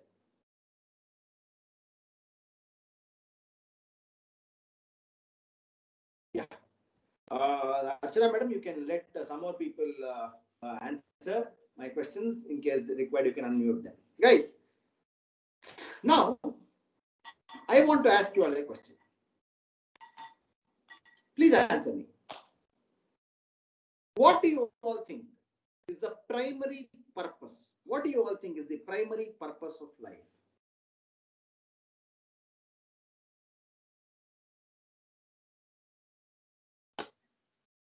To know our own selves. To know yourself. Congratulations, Ananya. Try and do that, okay? Yeah. Sir, I'm a huge existentialist, so I feel there is no purpose to life. We are just here accidentally, and we are trying to add meaning to our lives. Oh, you're agnostic, basically. Yes. Identification of myself. Yes. Happiness. Happiness. Happiness. Okay. To be happy. Okay. Yeah. To be happy. Okay. Sir, self-identification. Self-identification. Similarly, what Ananya? So what I am is okay. Sir, to live. Yeah? To live is the main purpose of our life. Okay, Anagha thinks to live. Okay, it was Anindita Majumdar who asked me that question on selflessness. I remember now. Anagha thinks it is to live. To exist itself is the primary purpose of life. Okay, that's great. Okay. Sir, from what we have learned in Indian psychology, it is to attain consciousness. To attain consciousness. Okay, can I ask you, where have you learned Indian psychology, under whom? Under Professor Ravi. Oh, you belong to Surana, this one. Okay. Nice. Yeah. Tell me, anyone else? Yes, sir, I feel that it is to evolve in every sense of the word, as a race and as species, as individuals, in every sense of the word.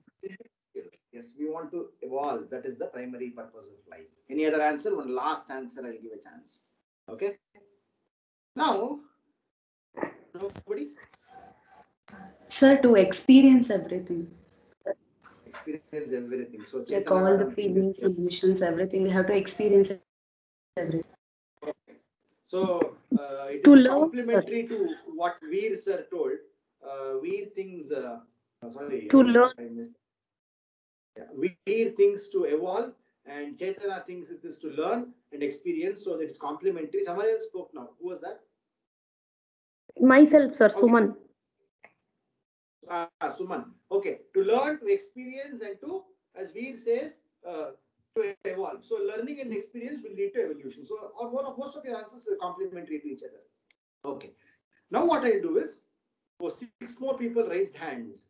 Can I give you all a chance again later? Okay, don't take me wrong. Let us go back. Presentation. So this is my last presentation for the day. It will take me some 15 minutes, and then I am open to the audience to take questions and answer in my limited abilities.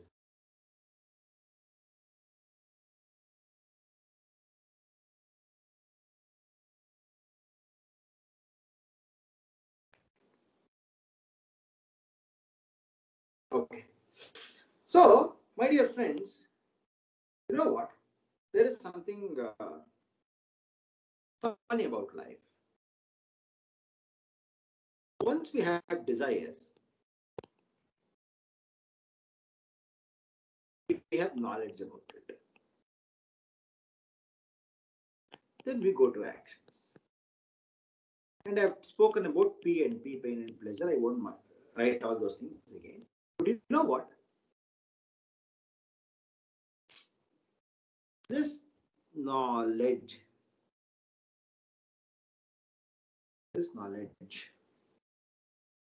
is giving birth to something in the middle. I don't call something extra. This is an extension of knowledge. Okay. It is called as intentions. These intentions will later turn into actions. Okay. Got it, guys? So, desire will lead to knowledge. And this knowledge, when churned, will lead to a particular intention. And these intentions are going to change as action. Got it? So now let us see what these intentions are. So now, this intention itself can be a theory in itself. And these intentions are what I'm going to trifurcate now. But before that, you know what, my dear friends?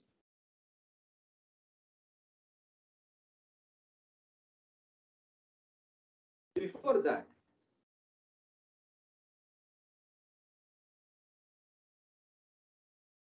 listen to me carefully. I asked you all a question. You gave multiple answers. I'm not exaggerating. But this is real, very much real. So I started my PhD under Professor Kiran Kumar sir of Mysore. Archana madam and myself, we shared a common guide for guidance as well. So it happened so that as I took up this PhD, I was very clueless. So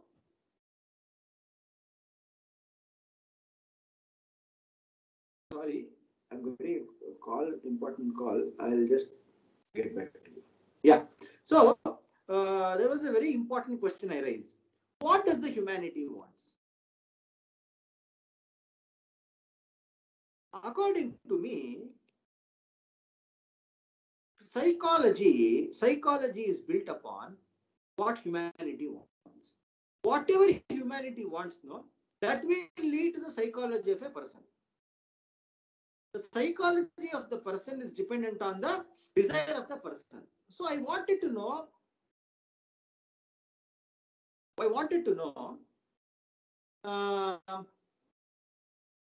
what is the desire or what is that humanity wants. I spoke to close to 1 lakh people, starting from somebody in Shivaji Nagar who was selling samosa and tea on the street, to somebody who was sitting on the corner begging, and some people sweeping the streets, and talking to a CEO, a few ministers, and people from all walks of life. I met them, went and spoke to everyone possible, teachers, people from all professions, people who have taken up different responsibilities, maybe at home or at the work.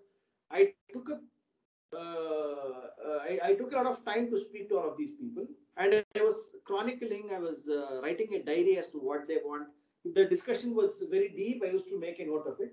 And you know what, my dear friends, as Shailaja Shri Madam told, you know what, we all are behind happiness. And if those people who don't accept with this, let me answer you this one through a question.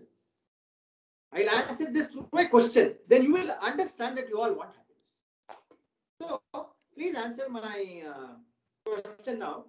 Please answer my question. How many of you in this group of about 160 people are performing actions day in and day out? How many of you in this group of 160 plus people are performing actions day in and day out only and only to gather pain? Only and only to gather pain. Please talk to me. Tell yes to me. Come on. How many of you in the last 5 years have performed actions after actions only to gather pain? Anyone like that in this class? In this virtual classroom, trying to do that?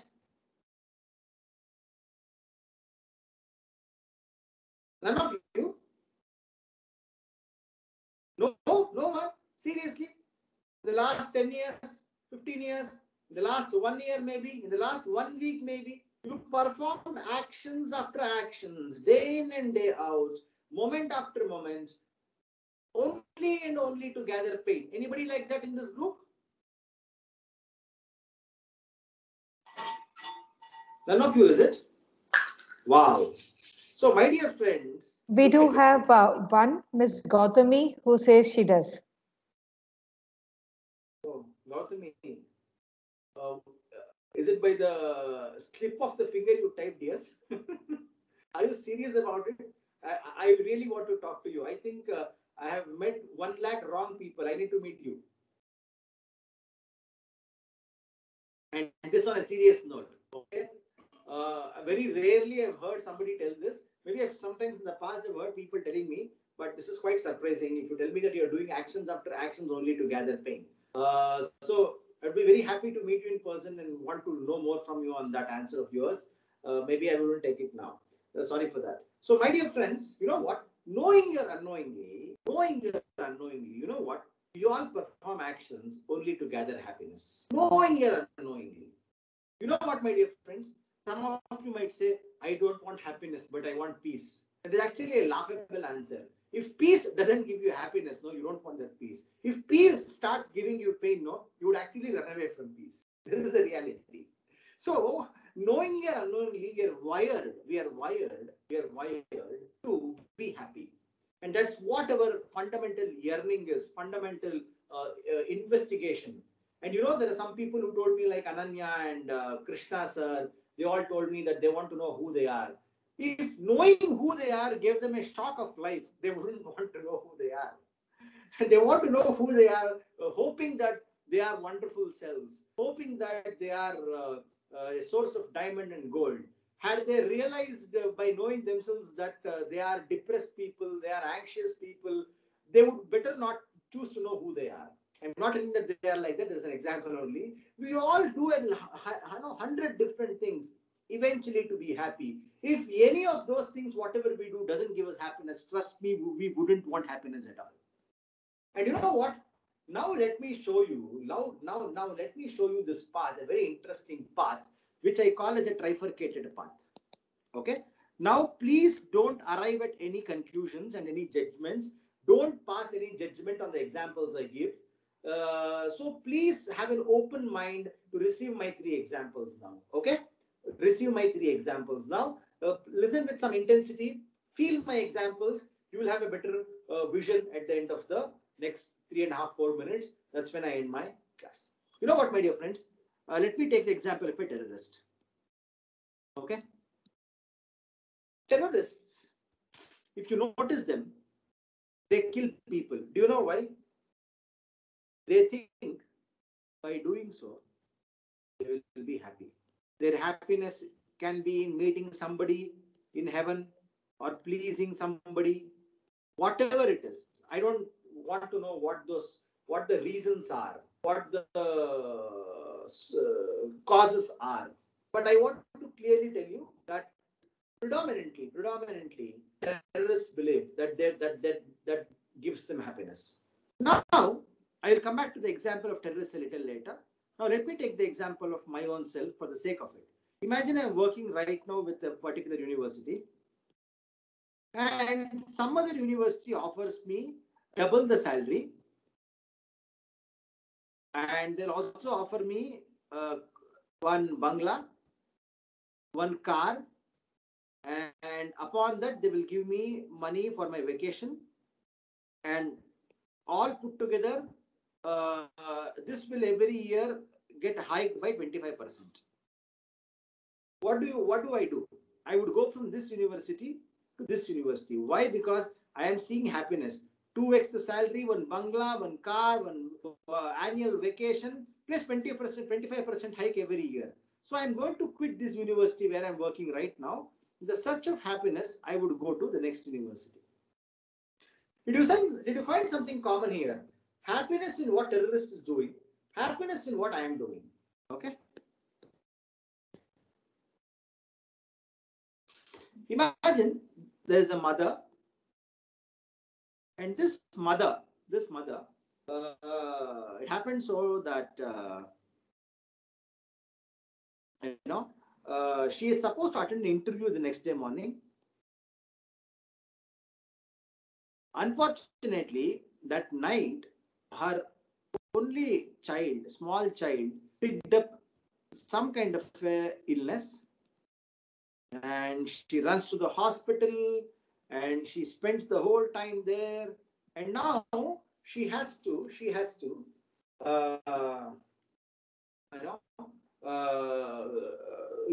take care of the child, and by the time she comes back home, it's already 7 o'clock.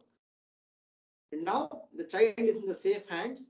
The maid who was supposed to take care of the nurse who was supposed to take care of the child came, and this lady immediately freshened up and then went to her interview. Just analyze for a moment. This lady had an interview that would have changed her life. All that she would have told is, I'll wait for the maid or the nurse or the caretaker to come till tomorrow morning. I'll sleep for now. Whatever has to happen will happen. Did she say that? No, she never told that. Rather, what did she do? She immediately took care of the child, and now she went to the interview later. Why? Because all this gave her happiness. All this gave her happiness. My dear friends, please make a note of this very carefully. The terrorist wants happiness.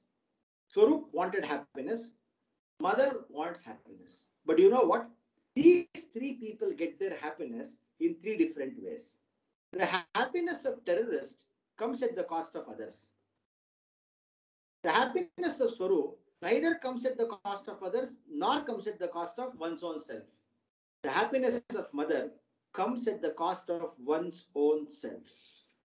Comes at the cost of one's own self. So, this is what I call as intention. Intention is what? If my happiness comes at the cost of others, my intention is to harm others, such a happiness is called as sadistic happiness. It's called as sadistic happiness. And my intention is to not either trouble others or myself. My intention is also happiness. Such a happiness is called as hedonistic happiness. And mother's happiness here, it comes at the cost of herself. Such a happiness is called as altruistic happiness. So happiness are of three kinds: sadistic, hedonistic, altruistic. I just write this. The first kind of happiness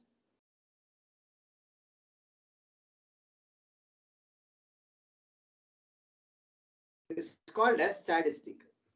This also is happiness. It comes at the cost of others. Second one is called as hedonistic. This doesn't come at the cost of others, neither at the cost of one's own self.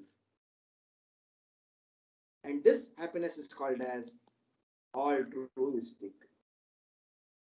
It necessarily comes at the cost of one's own self.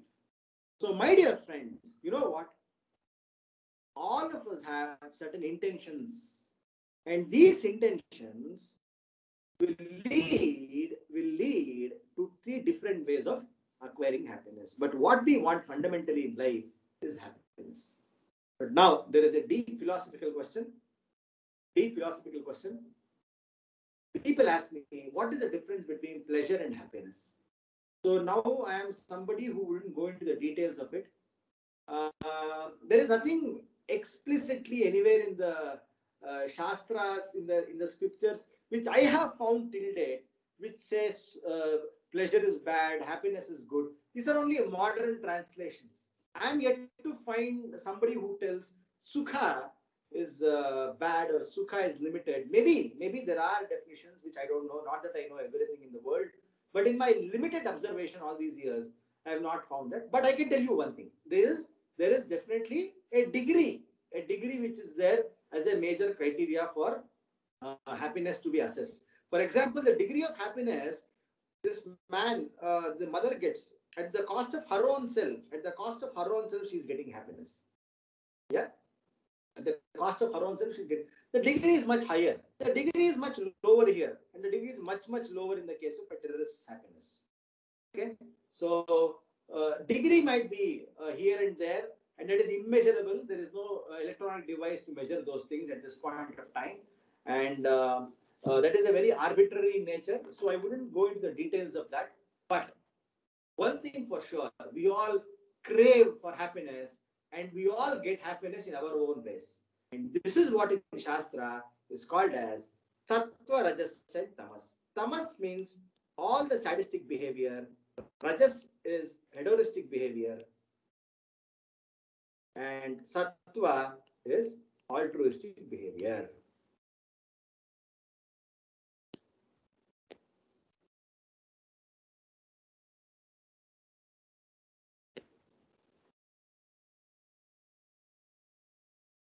Yeah, with this, I complete my presentation. In case you have questions, you can ask me. And if I know the answer, I would give my answers. Very quickly, once again answering Anindita madam. Altruistic behavior is this, madam. Whatever you refer to, that's also one form of happiness. That's only an approach. So sometimes we are very obsessed about, what do you say, glorifying the path. Altruism is only a path to happiness, and that path is what is glorified today. Nothing wrong, nothing bad or good about it. That's only a path. And what was your question? First question, Neetu, which I told I'll answer here. Can you repeat that question, Neetu? I forgot the question, but I knew I would answer it in level 2. What was the Yes, sir. So the question was that when you seek for pleasure and you kind of have the desire, you complete the desire. Yeah. I remembered it. So the chances of pleasure becoming painful. Yeah. So there are chances that especially the second kind of happiness, what I told you, hedonistic happiness. Some people think, who drink, who smoke, I'm not causing trouble to anyone. So they get into a pleasure loop, but in the process, sometimes they cause a lot of pain to themselves. Eventually, they pick up a cancer or pick up some disease. There are chances. So the scriptures have been telling us to measure our happiness in some limited ways, so that our happiness also is becoming refined. Our happiness also becomes what do you say, a little polished over a period of time, and that comes through maturity, is what Shastra thinks. Okay, but there is no one answer as such for that. But yes, especially people who smoke and drink, no, I have heard them telling this. That I am not troubling anyone. Of course, not troubling anyone. I have nothing against them, no qualms. But what I have noticed is that there is a kind of a loop which they get into, and over a period of time they start facing a lot of disasters. Yes, pleasure is sometimes dangerous, but again, the word pleasure is very arbitrary, and you compare pleasure against happiness is even more arbitrary. There is no specific tools to measure them precisely, but only what I can give you is a perfect answer is this. All of you pay attention. This is my one favorite answer I keep telling everywhere. The difference between different levels of pleasure is this, or different levels of happiness is this. Any happiness which is long lasting, any happiness which is unconditional, any happiness that doesn't depend on the other sources is true happiness. For example, I am going through pain in my life, yet I can be happy from within. Somebody whom I respect disrespects me, yet I transact with that person, interact with that person nicely. It is unconditional approach. This is a much superior happiness, because anybody who doesn't depend on others, anybody who is unconditionally giving happiness to others or expressing happiness, and anybody's happiness is long term, and it can stay for a long duration. That is what is respectable happiness. Okay, that is what can be to an extent used as a criteria, as a parameter to grade happiness and separate that from pleasure. Okay, because pleasure also is associated sometime with instantaneousness. But again, there is a problem. I can't tell that explicitly because there's already a word called instant gratification. So especially psychologists have to be very careful when they are using these words to their own convenience. So we should leave certain things which are immeasurable to discretion of the learners, and we should tell that there is a change in the degree. So degree can be again understood by people on their own. Okay? But we can give parameters. The difference between pleasure and happiness I've given you as a parameter. It is up to you to decide. You can choose, because if some people, if I tell them happiness, they would tell no, there is something much beyond happiness. They want to call it as ecstasy. And one day I had decided to call everything as happiness. The peak of happiness is ecstasy. Somebody came from some other corner of the world and told no, there is a word called bliss. So I realized there is no proper definitive definitions to words like bliss and happiness and ecstasy and pleasure. So it is better we continue with our arbitrariness of the language, and we try to understand the happiness in its parameter. Okay, this is my stand. This is my stance, and I wouldn't say my stance is best. This is what I have discovered. Please, you can go on to discover whatever you think is right. Okay. Yeah. Sir, we have one question from Prachi Seth. How can we locate interface of Western and Indian psychology in current scenario? Current scenario ಅಂದ್ರೆ ನಾನು ಹೇಳಿದ್ದು ಈ presentation ಆಧಾರದ ಮೇಲೆ ಇವಾಗಿನ environment the world situation ಮೇಲೆ ಇರಬಹುದು. So any meeting point between. Let us give her 2 minutes time to rephrase her question maybe. Yes, in okay. The current scenario, I don't know what she meant. Current scenario in the context of what is happening in the classroom or what is happening in the world. Okay, so in the meantime, how can we develop, another question from Basit Amin, how can we develop the mental power in this pandemic situation? Okay, that's an altogether different question, but I'll answer. Yeah, then any other question somewhere related to this pandemic suddenly? Okay, so where do we get the willpower to withstand pandemic? Well, my dear friends, to tell you how to withstand pandemic, I would want to tell a small story. Okay, Actually, yesterday I was into a task of making a a promotional video for some organization, and I have told the same story. For all you know, this video might come to you as well in the WhatsApp, considering how things go on very rapidly these days in the social media. So when I talk about pandemic and when I think about pandemic from the Indian perspective, this is what I realized. Of course, a lot of people struck by pandemic, and some people directly, some people indirectly, they would have lost their dear ones, and they would have seen some people in their family suffering. Yeah. So directly, indirectly, pandemic would have hit. So it happened one day that there was a guru. This guru used to take only one student at a time, and he would train them for 12 years. He wouldn't take more than one at any point of time. So in his entire life of 48 years, the time he started taking the students at the age of 30, he had only trained 4 students. And this was his last stage. He was in the last stage and he was only again taking 1 student. And the intensity was much higher. Many people came and eventually turned back home because they couldn't pass on the test. But there were only 2 people who cleared all the tests and they were sitting in front of the teacher. And now again, there was only 1 to be selected. So these people had passed every single test, and it appeared like it was very difficult for the guru to select. Everybody was very anxious to know what would guru do now.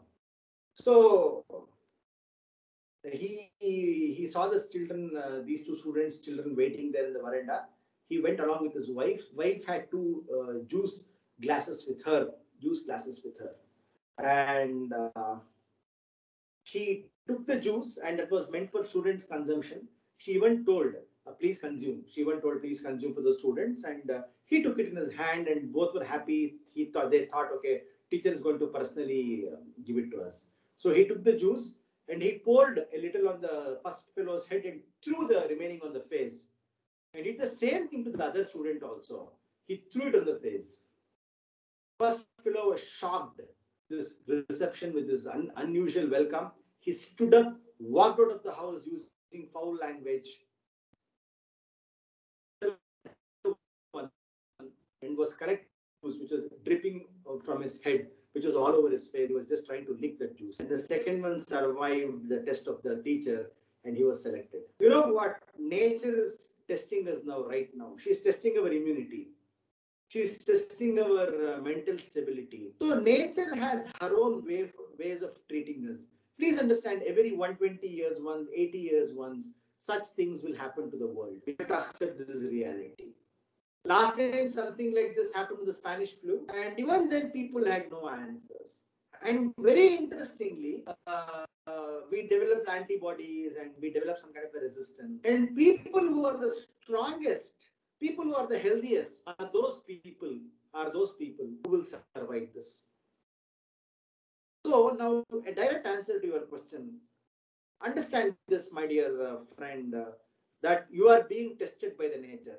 And the only answer you can give now is not resist, but to accept, as one of your friends told in the beginning, that life is all about acceptance. That it is now you have to accept this test and pass this test, come what may. And the more you accept that this pandemic is real, the more you accept that this pandemic is inevitable in this current scenario, the more you accept that you can't run away from it, you will be able to automatically gather strength and start working hard towards finding an answer. Okay, the more we run away, we'll be weakening ourselves and we'll unable to be in a position to answer that. Take it head on. Go find an answer. What is the answer? Very simple. Accept that there is a very bad scenario. Safeguard yourselves in all possible manner, and make sure you also help people around you. Maybe you have to distract yourself by talking to people, motivating them, sending positive information everywhere, make the social media filled with positivity, read positive things. These are your own mental immunity you can develop, and that is the only way to escape from this scenario. And there is no other alternative. Trust me. And if you know anything, please come out to the world and tell, people will be happy. Everybody has the same question, what to do. The only answer is accept it and spread positivity, talk positive things, and make sure you take the necessary precautions and allow the nature to take over, and automatically she'll go away. People don't know how the first wave went away. People don't know how the second wave is suddenly going away. Nobody knows how corona is working. Second wave is already now, the graph is flattening. Nobody knows how this is happening. So people are telling that third wave will come. People don't know how third wave will come, from where will it come. There is no scientific evidence to speak about these things. Okay, and this particular pandemic is beyond the understanding of science at this point of time. Yeah, only this much I can tell you. Yeah. Was the question rephrased? Sir, I think the current scenario meant the world situation. Okay. It was not rephrased. Actually, we'll just ponder on that and then. Okay. So, yeah, current scenario. Yes. I will answer that from the perspective of the second theory which I told. Okay. If you want to implement this, if you want to implement this theory, the second theory, what I told now. See, there are three kinds of people. Sadistic people are those, especially during the first set of corona wave. If you saw in the initial states, you also got the video of many of people who were literally spitting the saliva out of their mouth when they had picked up the disease, and they were making sure it spreads and other people get also attacked by these things. So this is what was happening in the wave one. So that was a sadistic behavior. Some people lived in hedonistic life. What they told, anyhow, I am not affected.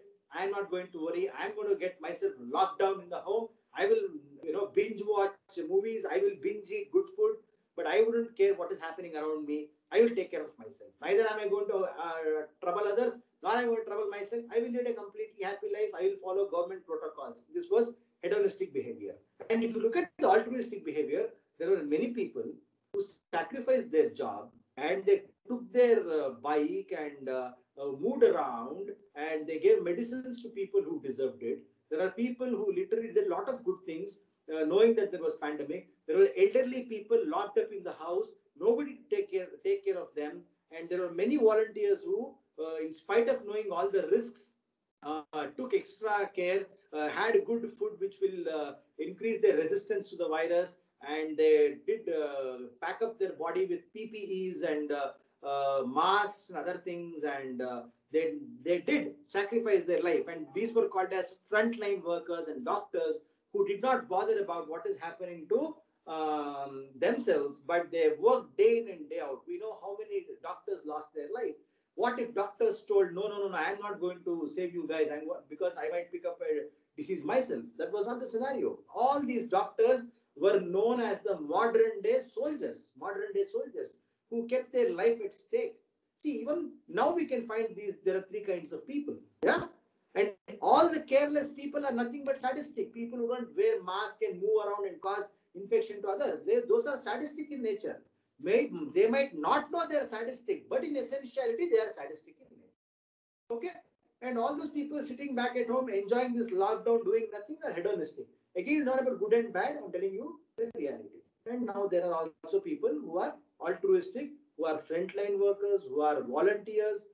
Many politicians are also pitching in at this point of time. We see media behaving responsibly. So we see all kinds of behavior, and predominantly three kinds of behavior we've already seen during the pandemic. This is how I can relate the current scenario is one of the. Okay, this was a quick demonstration. Thank you for that question. Some say it was I forgot her name. Thank you for that question. Thank you so much, Swaroop sir.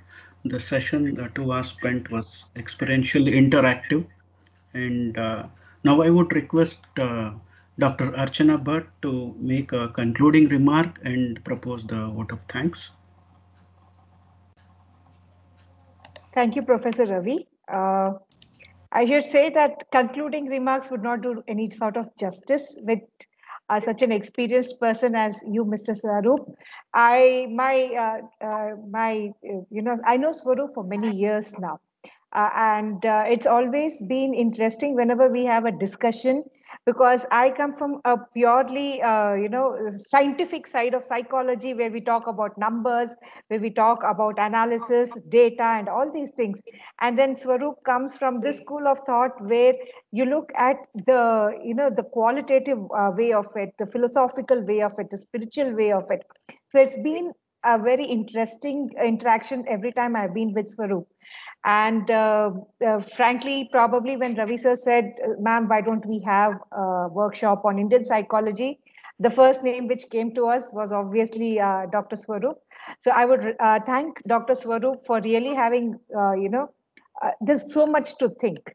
I'm sure what you proposed today was not enough, and it is enough for us to ignite the thought that probably, yes, there are different ways of looking at the knowledge that we have, different ways of looking at things that we are talking about in psychology every day. And every day as teachers, I'm sure there's so many teachers over here who always have this sort of, confusion. What am I teaching? Because when we teach, we don't experience what we teach, especially when we're teaching Western psychology, because we don't know the framework to experience what Western psychology tells us. So it has been a real wonderful time, and I should really thank you for it.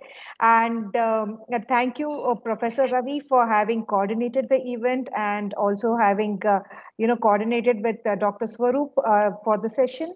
I should thank Professor Saptarshi, who's been taking care of all the technical aspects, as we are also live streaming on YouTube right now. So thank you, Professor Saptarshi, for that. And Professor Bhanu and Sri Devi for having worked with all the coordination that we had to do.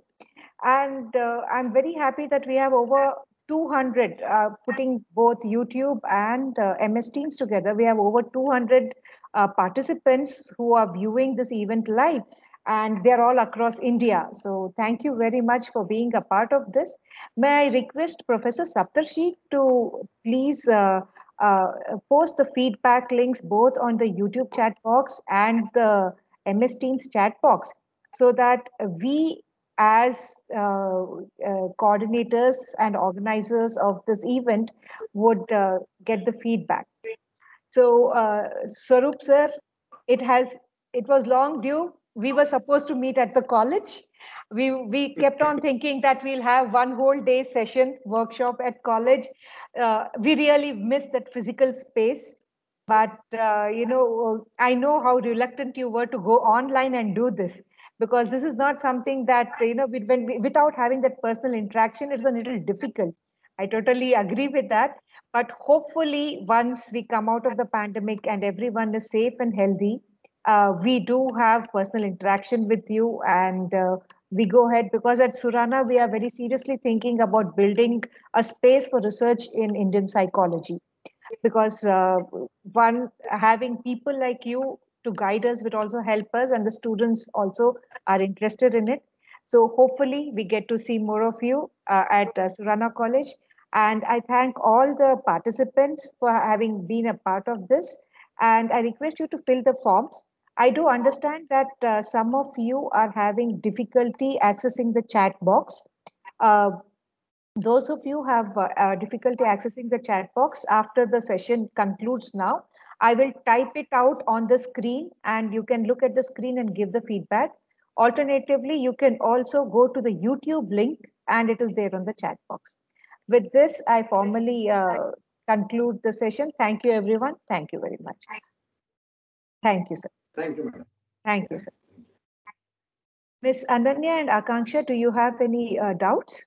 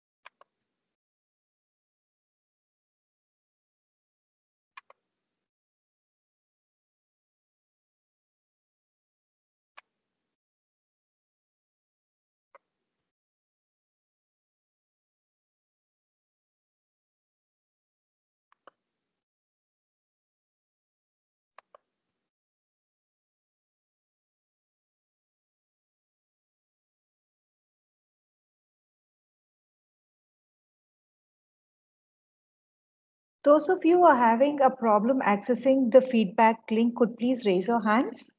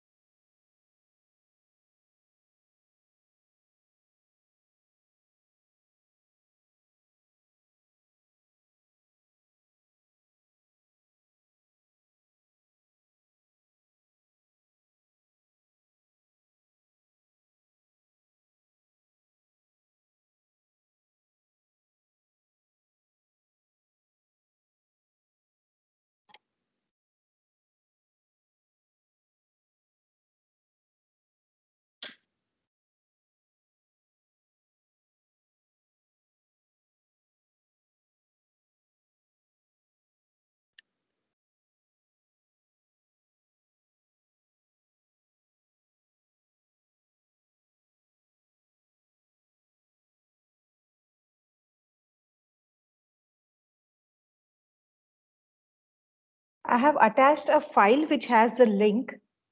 Chetana, if you want to tell something, I'll just unmute you.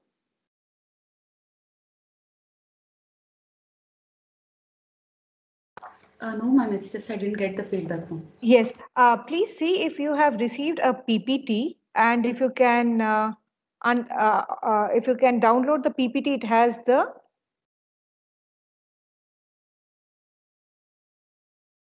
the PPT has the link. Please see if you can access the PPT.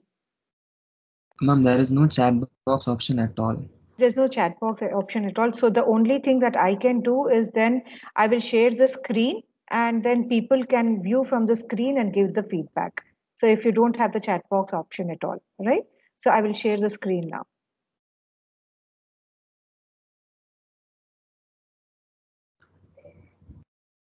Ma'am, can it be shared on our email addresses? I can do one thing. I can because there are over 600 people who have registered, but only 200 have attended the program. That's the problem. Okay, so I'll do one thing. Even otherwise, I will share the feedback form to everyone. So whoever is here, I can share the feedback form. I'll send it to your email IDs. This will be done by afternoon. Thank you, ma'am. Right? Okay. For those, otherwise, if you want to type it out from the screen, then I can share the screen also. For the others, I can send it by mail. You could do that. Ma'am, this is Anindita. It will be very helpful if you can share it by email. Yes, I'll be sending it by mail also, ma'am. Yes. I think certain phone types, especially me phones and all, they don't have chat access. So I will do it, especially if you're logged in through phones. Okay. I'll mail it. I'll mail it to everyone. Okay, ma'am. Yes. Thank you, Yes. ma'am. Thank you.